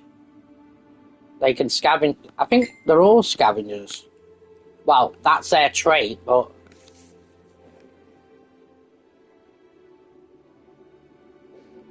yeah, okay, no worries. I'd only just finished mine. The peas and the veg. But now if he don't like the veg, then he doesn't have to eat it. So, I think I might just have 2 scavengers. Maybe. I don't know. One of her and I couldn't do anything out the wasteland with him. So it's going to be.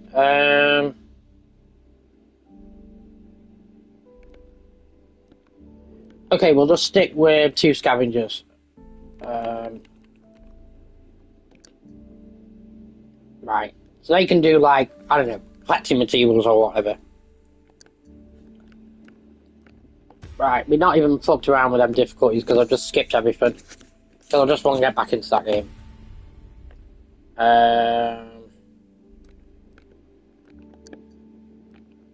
Shall we have a different one this time? Okay. We'll have that then as fish. What is it? Some kind of fish skinned alive. Okay. Red for blood. Okay. We'll do that. Or we could have a snake.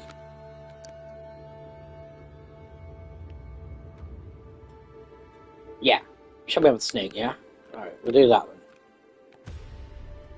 Now we need to name our thing again, which we can name it the same thing if we want. Or shall we call it Langley?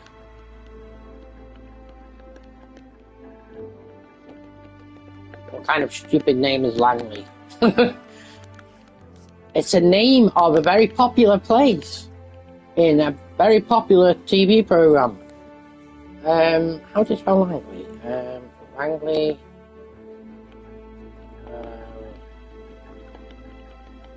Is that how you spell it? I'm not sure. I'll just check your message.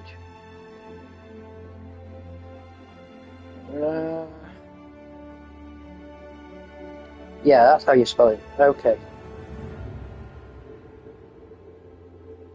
Right. Well, we could call it Langley Falls, but we'll just keep it short, Langley. And what can we have for our motto this time? Well, we didn't only live once because we died. So that was very true. You only get to try new things once, and how can I put it?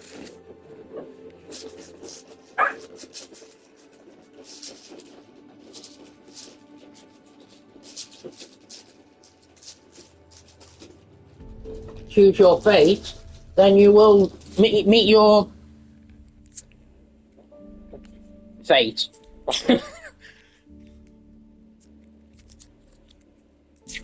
That was just the most insanity thing I've done so far.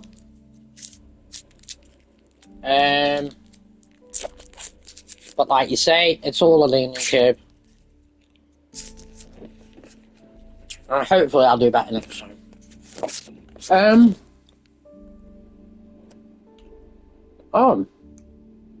Right. What motto is Uncle there? We can just choose a random one if we can't be bothered. Rather death than dishonour. That sounds more like it. Adapt and overcome. Yeah, very true. Under the shade we flourish.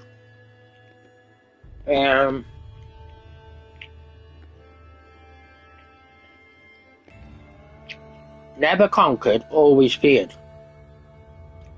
Mm. Mm.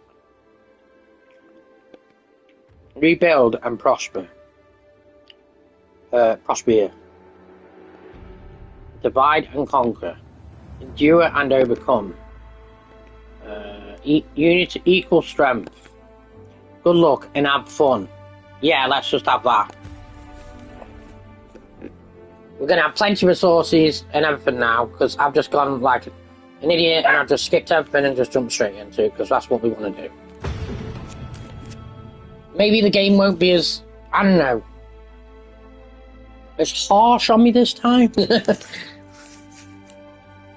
So I made the wrong mistake. Eating one ration killed my colonists straight away. And I wasn't ready for that, so the first thing they're going to need is food, innit? So really, I should have built something so they could have food and then a medical tent. So here we go again. Shall we put it in more in the middle this time? Man, I'm trying to maximise space. Hold on, we would have to chop the trees down. Well, what the hell? It's for fun. Let's just do it.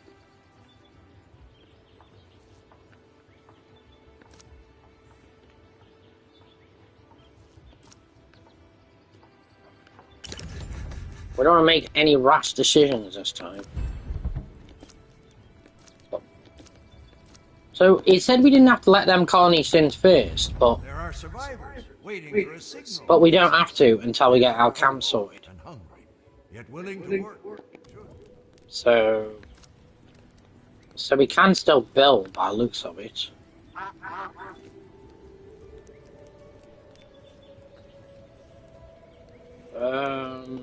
We could build. I don't think we can build the gate yet, but emergency shelter must be heated during the winter. Shall we build some tents this time? Because we're just gonna have an. Hold on. I think the emergency shelter there is too big for that now, so it'll have to be tents. Unless I put it there. Yeah, let's put it there. No, well, let me put it there. So let me put it here.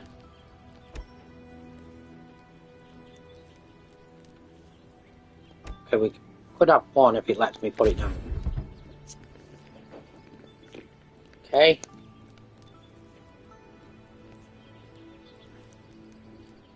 People are waiting for the signal. And I'm waiting for someone to build. There are survivors waiting for a signal from the settler. Invite colonies by finding the signal. When the colony is ready for them. Okay. I don't want to do that yet. Invite colonies. Okay, I just click invite colonies then.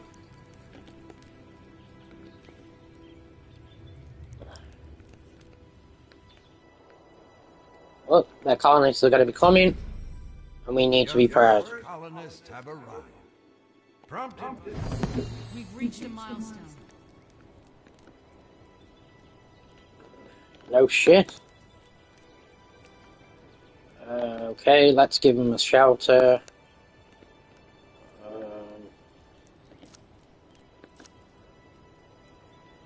Tent. So.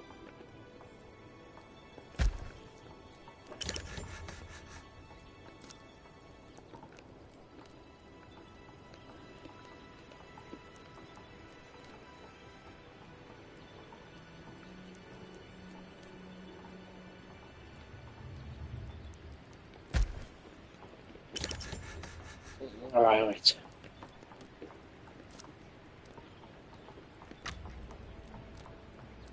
Food storage. Perhaps that's going to be a bit of a priority. So, where can we put this? Let's put it there.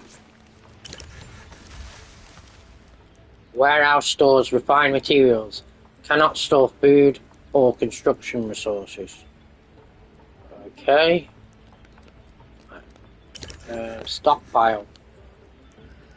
Types of raw materials. Cannot store food. Use stockpile to collect wood from small deposits using the building area.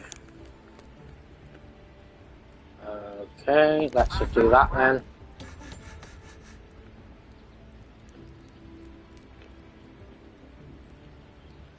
Let's see.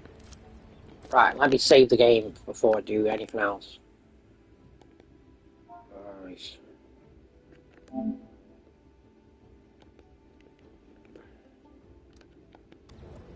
Right, that's probably the most useful thing I've done so far.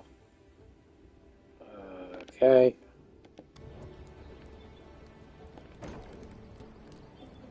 Move to work area. Okay, move to work area. What do I have to do? Put this down here. Food storage.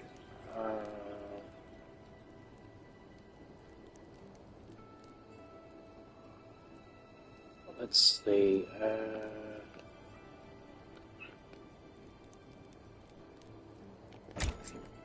I'm still getting used to it. I kind of remember some of this when I last played it. I just couldn't adapt to the gameplay of the game.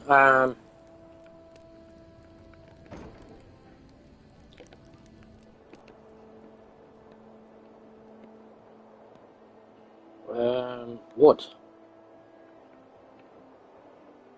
Well, do we need wood for that? Probably. Maybe. Oh no, that's for storing wood. I do beg your pardon. So... Langley. Press the wrong button.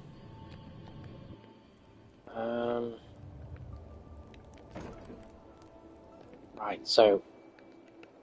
That's the work area, unless there's any more areas. There's something there, but I don't think we can access it at the moment. So it's gonna basically work, collect wood, and take it back to this building here. And then the wood is going to be stored in that building like a log cabin, basically. Food storage. I need to sort that one out actually, because I think I've just fucked that one up. Right.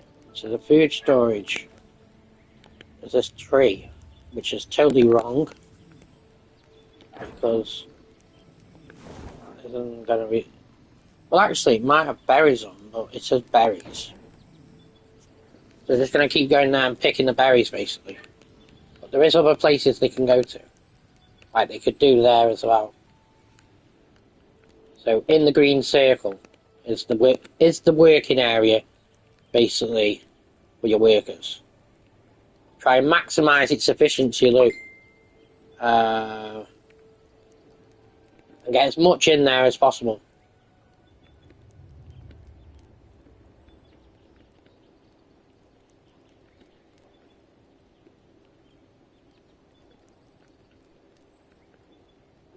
There's only so many places you can put it, so let's just do it there. They're thirsty, so how do we get water? Throw away the food. Done. Everyone's happy that I threw all the bad food away, but they're still thirsty. Right, let's figure something out. I seen something actually. Water collector, water wow. Stores modest amount of clean water. Well, I think we could just put a well in there for the time being. Blimey, this is a bit bright. Let's see.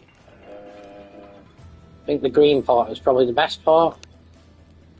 We could put it right there, I suppose, or we could have it down here. I don't want to make it too technical for our colonies. I'll just put it in between there.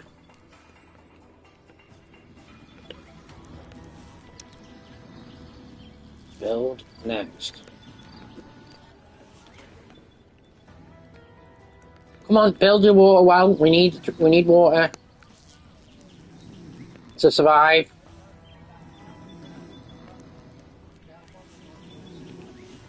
Let's speed up the game a bit.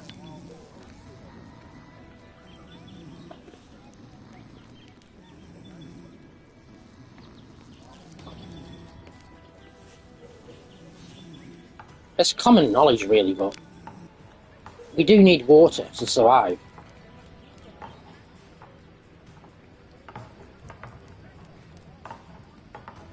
Even if it's the smallest amount of water, we got -12. And we're going to need more of them as our population grows. We're just making a water well in the ground.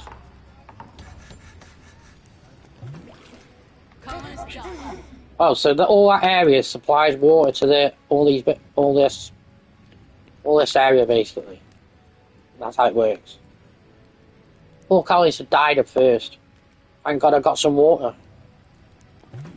Look, it says I got 3 drops of water, and we've got like probably more colonists than we have water. Copy. Okay, we need more. We need probably more water. I probably need to start thinking about getting a proper water supply. Maybe we got this rain collector. Requires worker who gathers water from the local pond or lake. Well, it certainly might help us.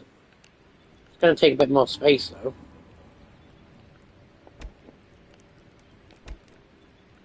I think it's got to be near water, so it needs to be on the land. I don't want to chop the trees down though. Not like I need to. Look, that's how much water you can get out of it. Look. Hold on. So we've got to think of the best spot for it to go.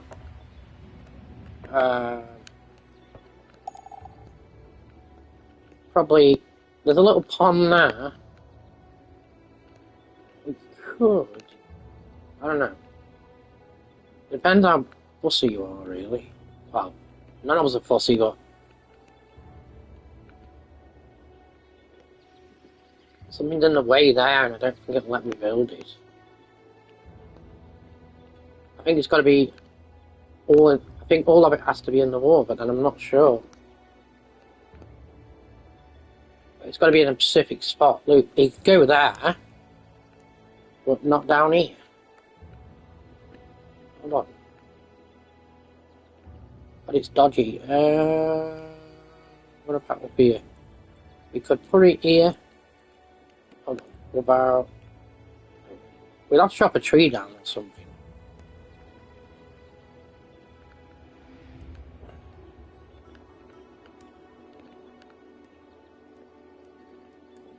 I think it allows to put it there, but I'm not sure. Needs to be near a shore. A shore? Okay.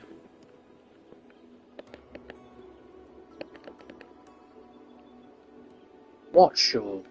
This shore? Hold on, actually need to have them green arrows. I'm making it so complicated for myself.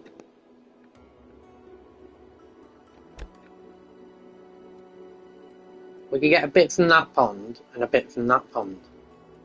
Maybe. Or we could, I don't know, maybe somewhere where it's probably... Oh, let's just put it there for the time being. Everyone will die by the time I made the decision.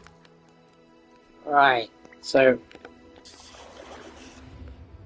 What do we need to do? Activate panel... So someone's going to be getting water. Look. We're getting water, look. Look at our water now. It's going up now. Alright. So that should be good. We need to be careful though how many colonies we've got. Because we're going to need plenty of water. Contamination. Oh my god. That means I'm going to need somewhere to store the clean water. Especially if it gets contaminated. Which, you know, it could, if it rains.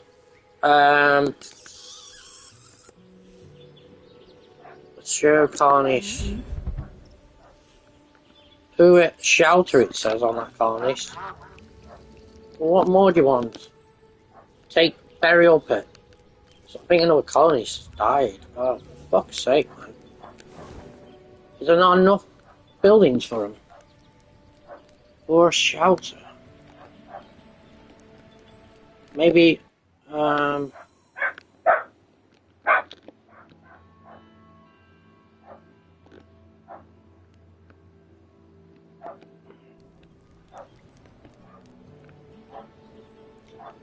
just thinking, what did he die? Cause of death first. Well, yeah, we were trying to get clean water.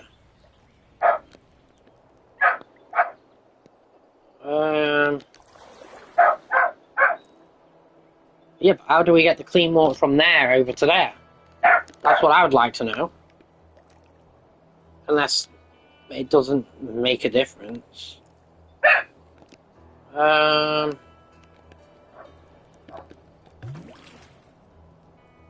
It says water production 11. You could always put extra wells, I suppose, but...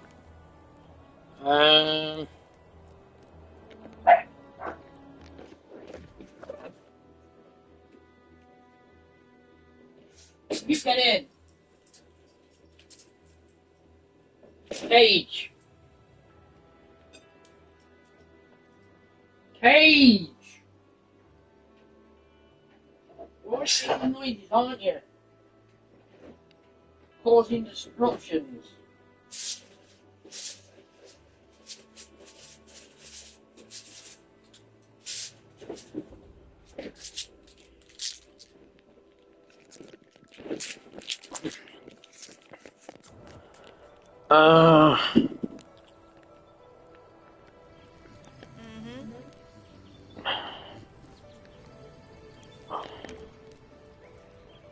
Move recycler area to gather. Oh, so we need a recycler for the plastic. And I keep pressing the wrong buttons, man. It's showing me heading. What amount of clean water? Drinking water.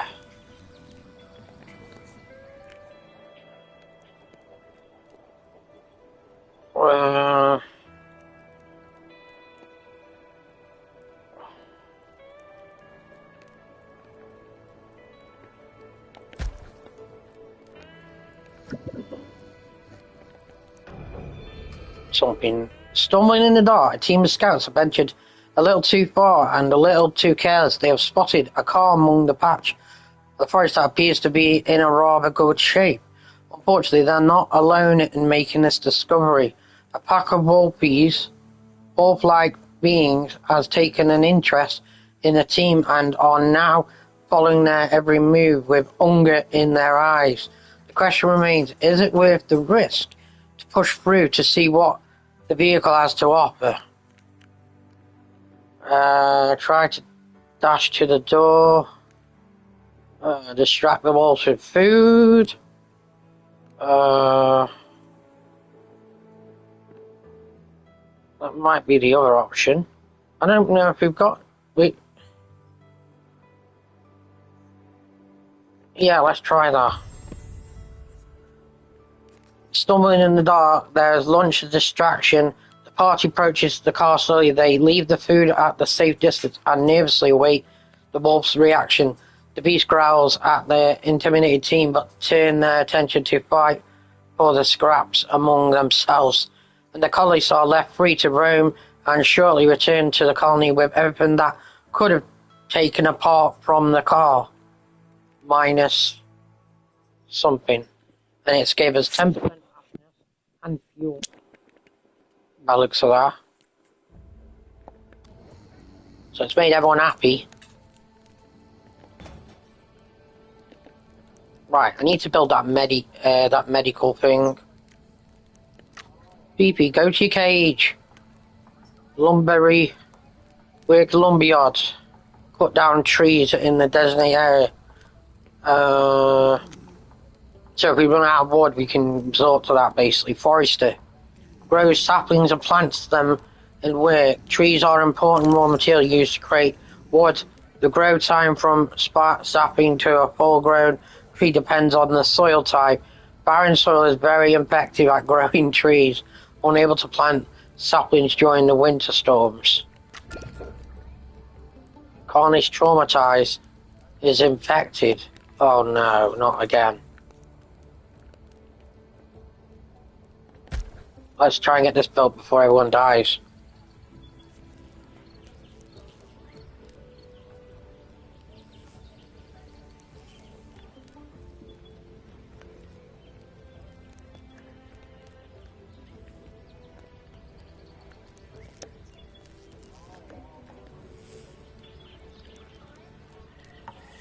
It's showing that they want a shower or something.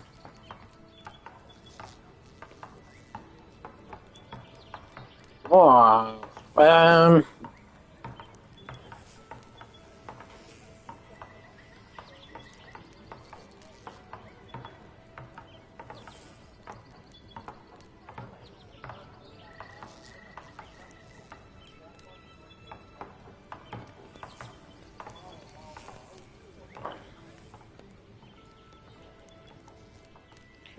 what's he expect me to do about that? You got a roof over your head, what more do you ask for? You got water, poor shelter. Others person. Poor shelter slept badly. What shower are you living in? These ones, the emergency ones, probably not going to be. Perhaps I need another one then. No, maybe there's not enough. A burial pit? Right.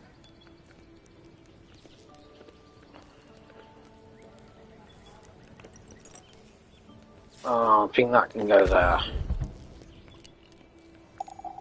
Colonists Oh. die.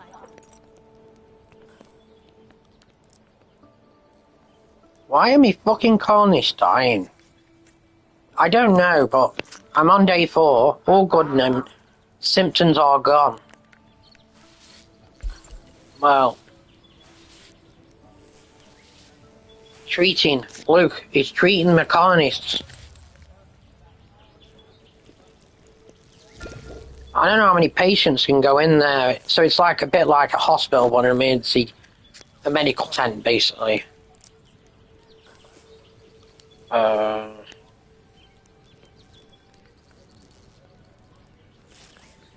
It's treating 2 of them. I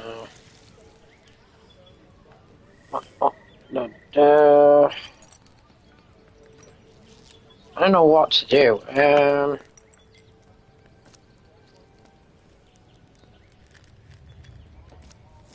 Let's build insufficient materials. So we need wood. Wood. Well, someone needs to do something. Huh? Go and get some wood. I mean, that's what they're supposed to be doing. Oh, look, I can expand it. Like, hold on.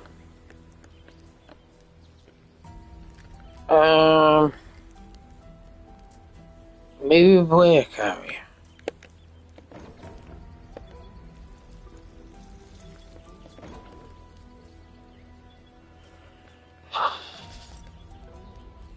Resize work area.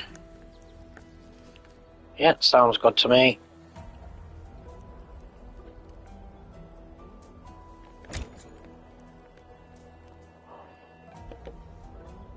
I think that's the biggest you can do.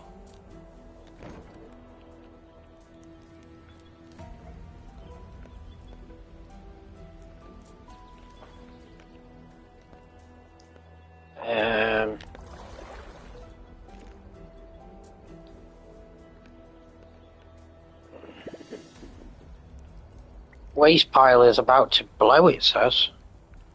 What waste pile? This pile? No?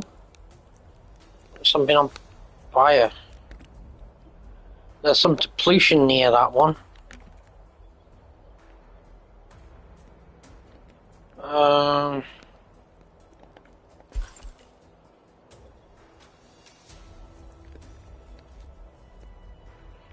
I think I need another medical tent. Just a bit overcautious at the moment. In case everyone starts dying. I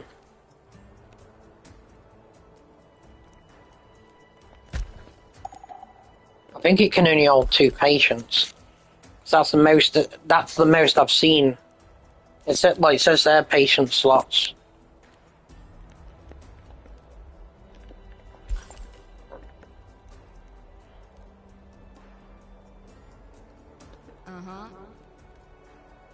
Who is shelter?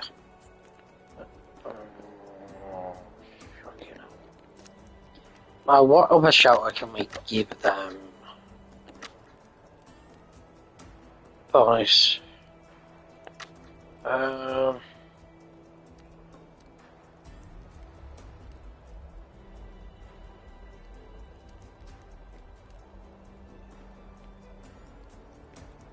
Minor happiness penalty. Decreased birth rate, it says on that one. Which is probably not what we want.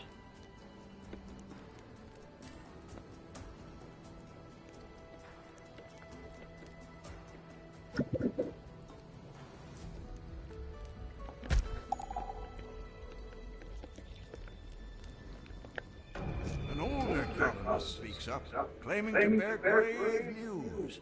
She is shaken and in clear dismay. I saw it. Bright wave destruction will hit tonight before people can ask for details. The colonist passes out from the stress. It is unclear how the news should be interpreted. We can't select any of them at the moment. It says prepare for the fallout, or prepare for a fire, or prepare for a meteor.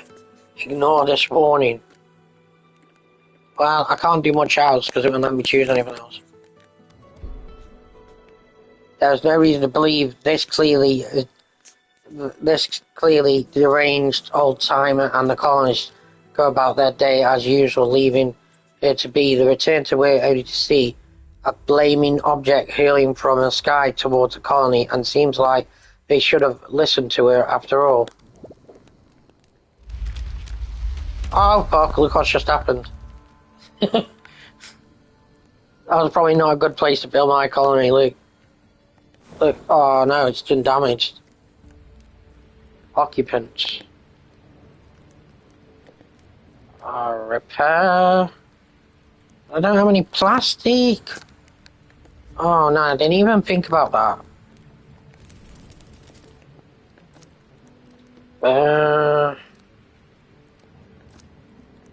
What I'm concerned about is medical. See which one. I don't know which one to.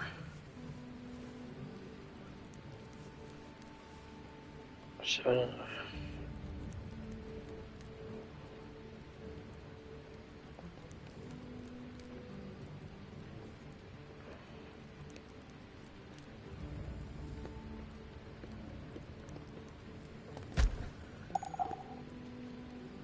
insufficient resources.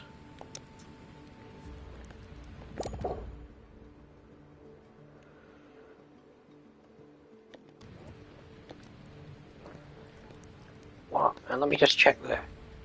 So we need to find a way of getting plastic. And we need some more wood.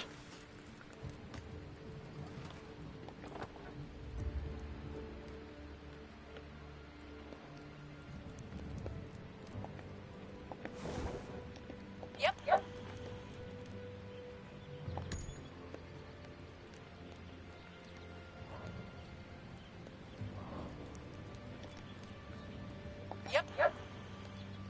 I think we can only use our specialists to do certain things.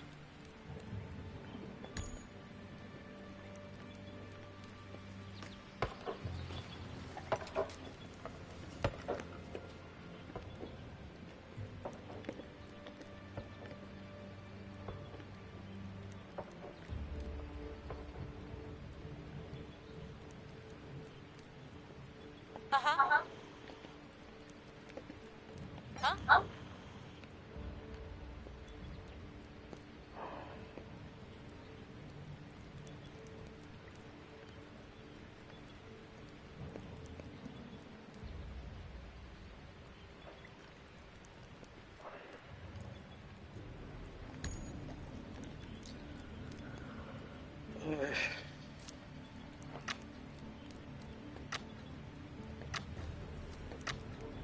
Recycler. I don't need to build that actually.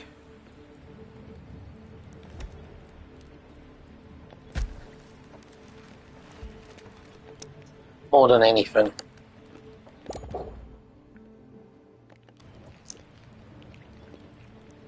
Because we haven't got the materials to build the other things.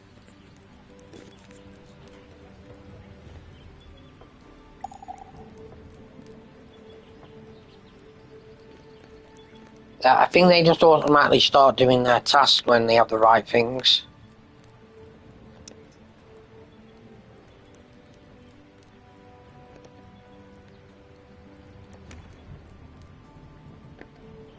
So, scavengers.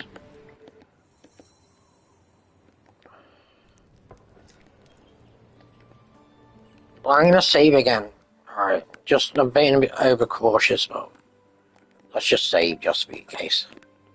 It still feels pretty intense, and we're probably only playing on easy, so I'm not really bothered so much about the challenge. Just having fun at the moment. Pending.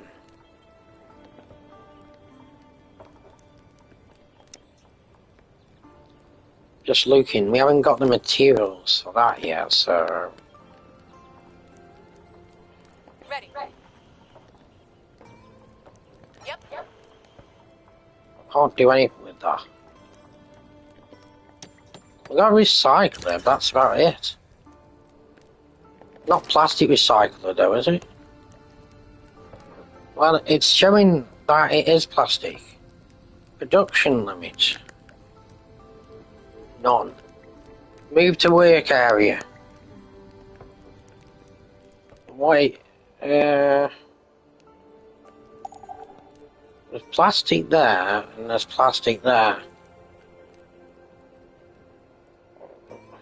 So, let's just do them for the time being. I think I can make that bigger.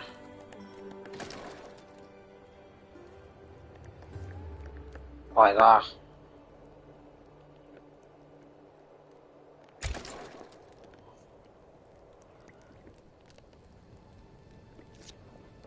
Right, I think we're getting resources of plastic now, so... Wood depleted. We still got a few there.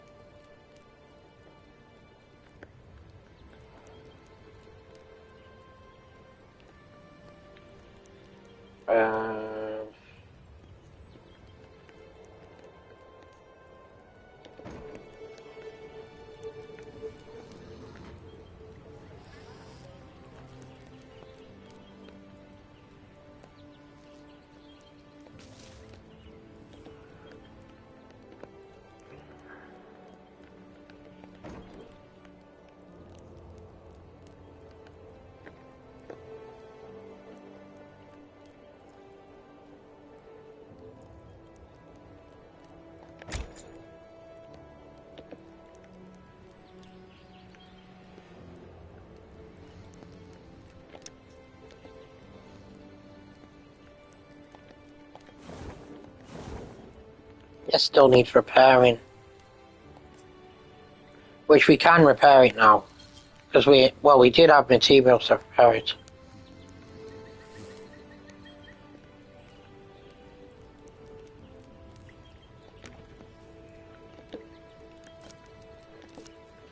We have.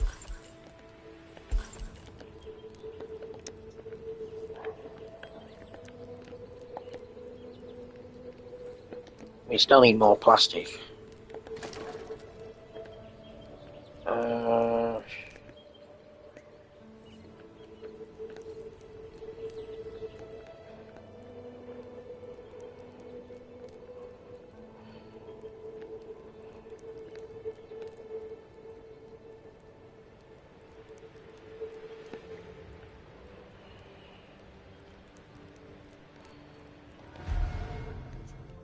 Heat wave. Intense opposition heat takes over the area as moisture evaporates. Colonies struggle to keep hydrated and cool while working. Lakes dry up and plants wither in the cracked soil. Colonists drink double the normal amount of water. Crops yield on open fields suffer. Build and fill the water storages while stockpiling food to survive. Colonists sweat, making hygiene harder to upkeep. Flipping out. So water storage. Amounts of water. Crop yields on open fields suffer.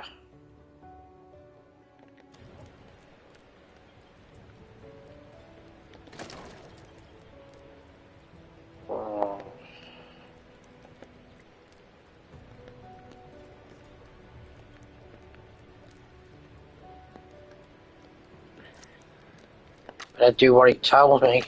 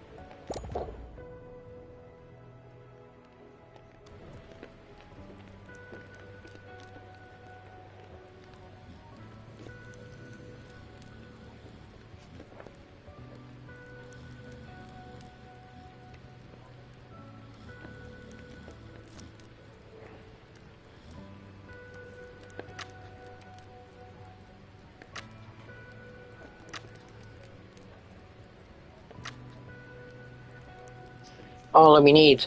Sanitary building. Basic hygiene must for LP colonies.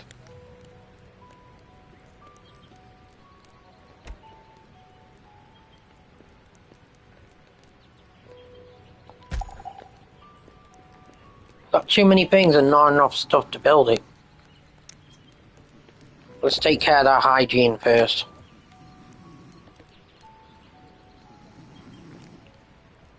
If we can. I don't think we got anything here. Really, I didn't want to go that far up there.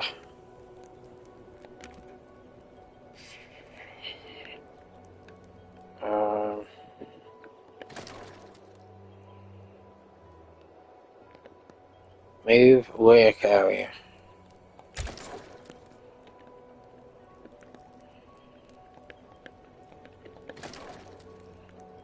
Oh, so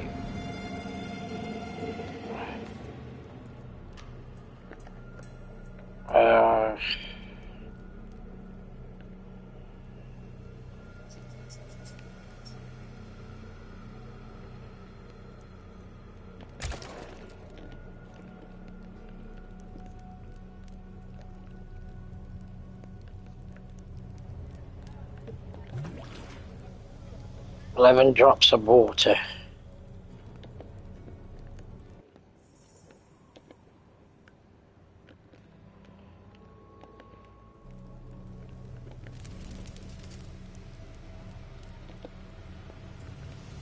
Did we build one of them sanitary buildings?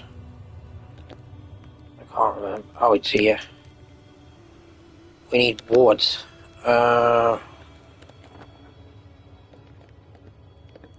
Yes?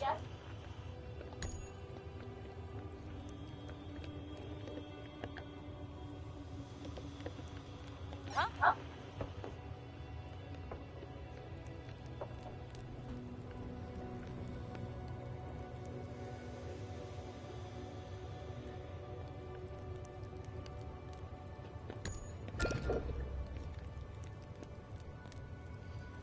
Infected. Oh, God.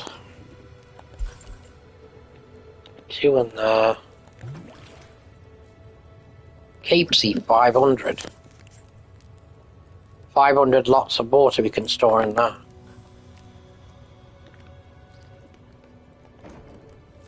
surely though.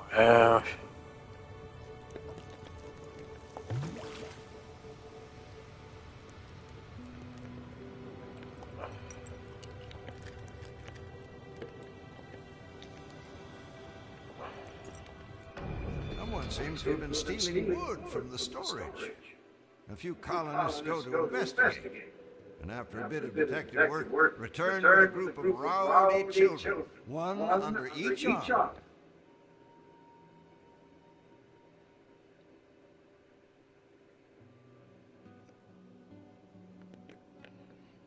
Tear their fort down. Yeah, you know what? They aren't doing any harm, so let's just let them do it. Let the kids have their fun. Who's going to miss a few planks anyway? The children are practically beaming with joy after hearing that their precious fort will be saved. They thank the adults profusely. The next day, the colonists find a crude yet immensely colourful thank you card by the campsite, decorated with whatever might pass for finger paint. And it's increased the happiness as well by 20%. Which is probably what we need.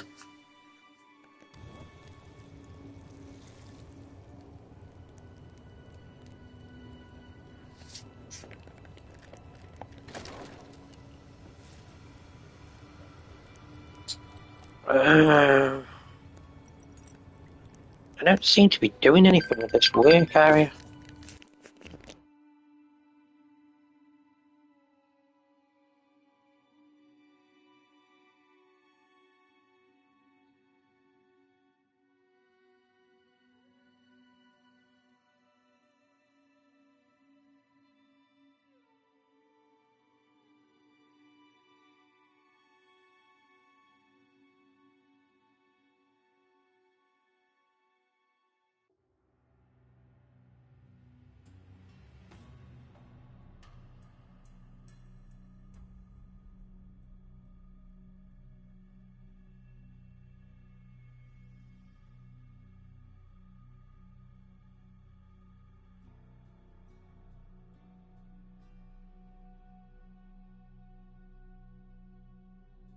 Right.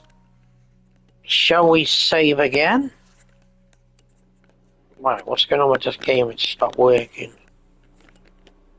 It's like it's glitched. Look, why won't it work? Look, the menu stopped working in the game. Why is it doing that? It's like there's something's gone funny with the game. I can't do anything. Pressing my button, but nothing's happening. My controller's on. My menu's working on my PlayStation, but I can't click anything in the game, which is totally fucking piss take. Why is it? There's definitely another bug in this game or something. I don't know if it's to do with the pausing of the game. I think the game saves every 20 minutes, so fucking annoying that is, how it's done that. I didn't expect that to happen. Why is it just bugged out?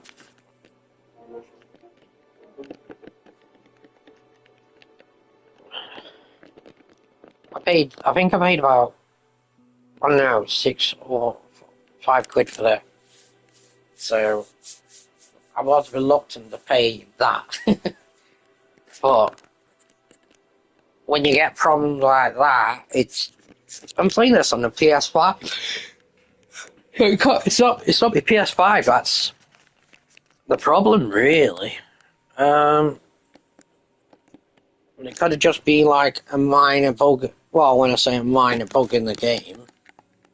Let me try and go back to the PlayStation menu and see what happens.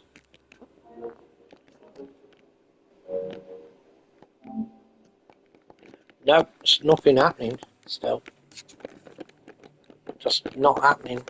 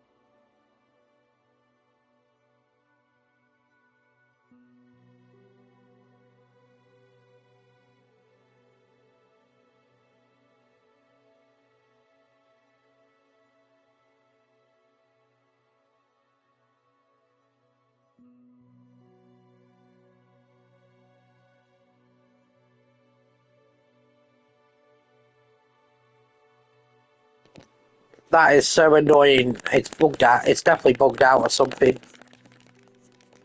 Maybe there's a bug with when you pause the game. I don't know. I have no idea why these things happen. Maybe it happened to me in the past. Maybe that's why I wasn't overly excited about the game. Well, I was excited about the game. It's just the prospects of the game. But I'm going to have to relaunch the whole game because and it might end the stream. So just bear with me if it does because I'll have to set up another stream. So I'm going to relaunch the game. I think the game might have auto-saved, so we might be able to go back. Because it's saved every 20 minutes, so we'll probably lose 20 minutes of progress, depending on what we've done. That's just annoying why I can't do anything with the game now. Just the controllers. It feels like the controllers stopped working, but it hasn't. Because the controller's fine, the PlayStation's fine, it's the buttons that have stopped working for the game. And these things happen, I'm afraid. It could be random. Let me relaunch the game anyway, and we'll see what happens. And I mean, we should be able to get back into it.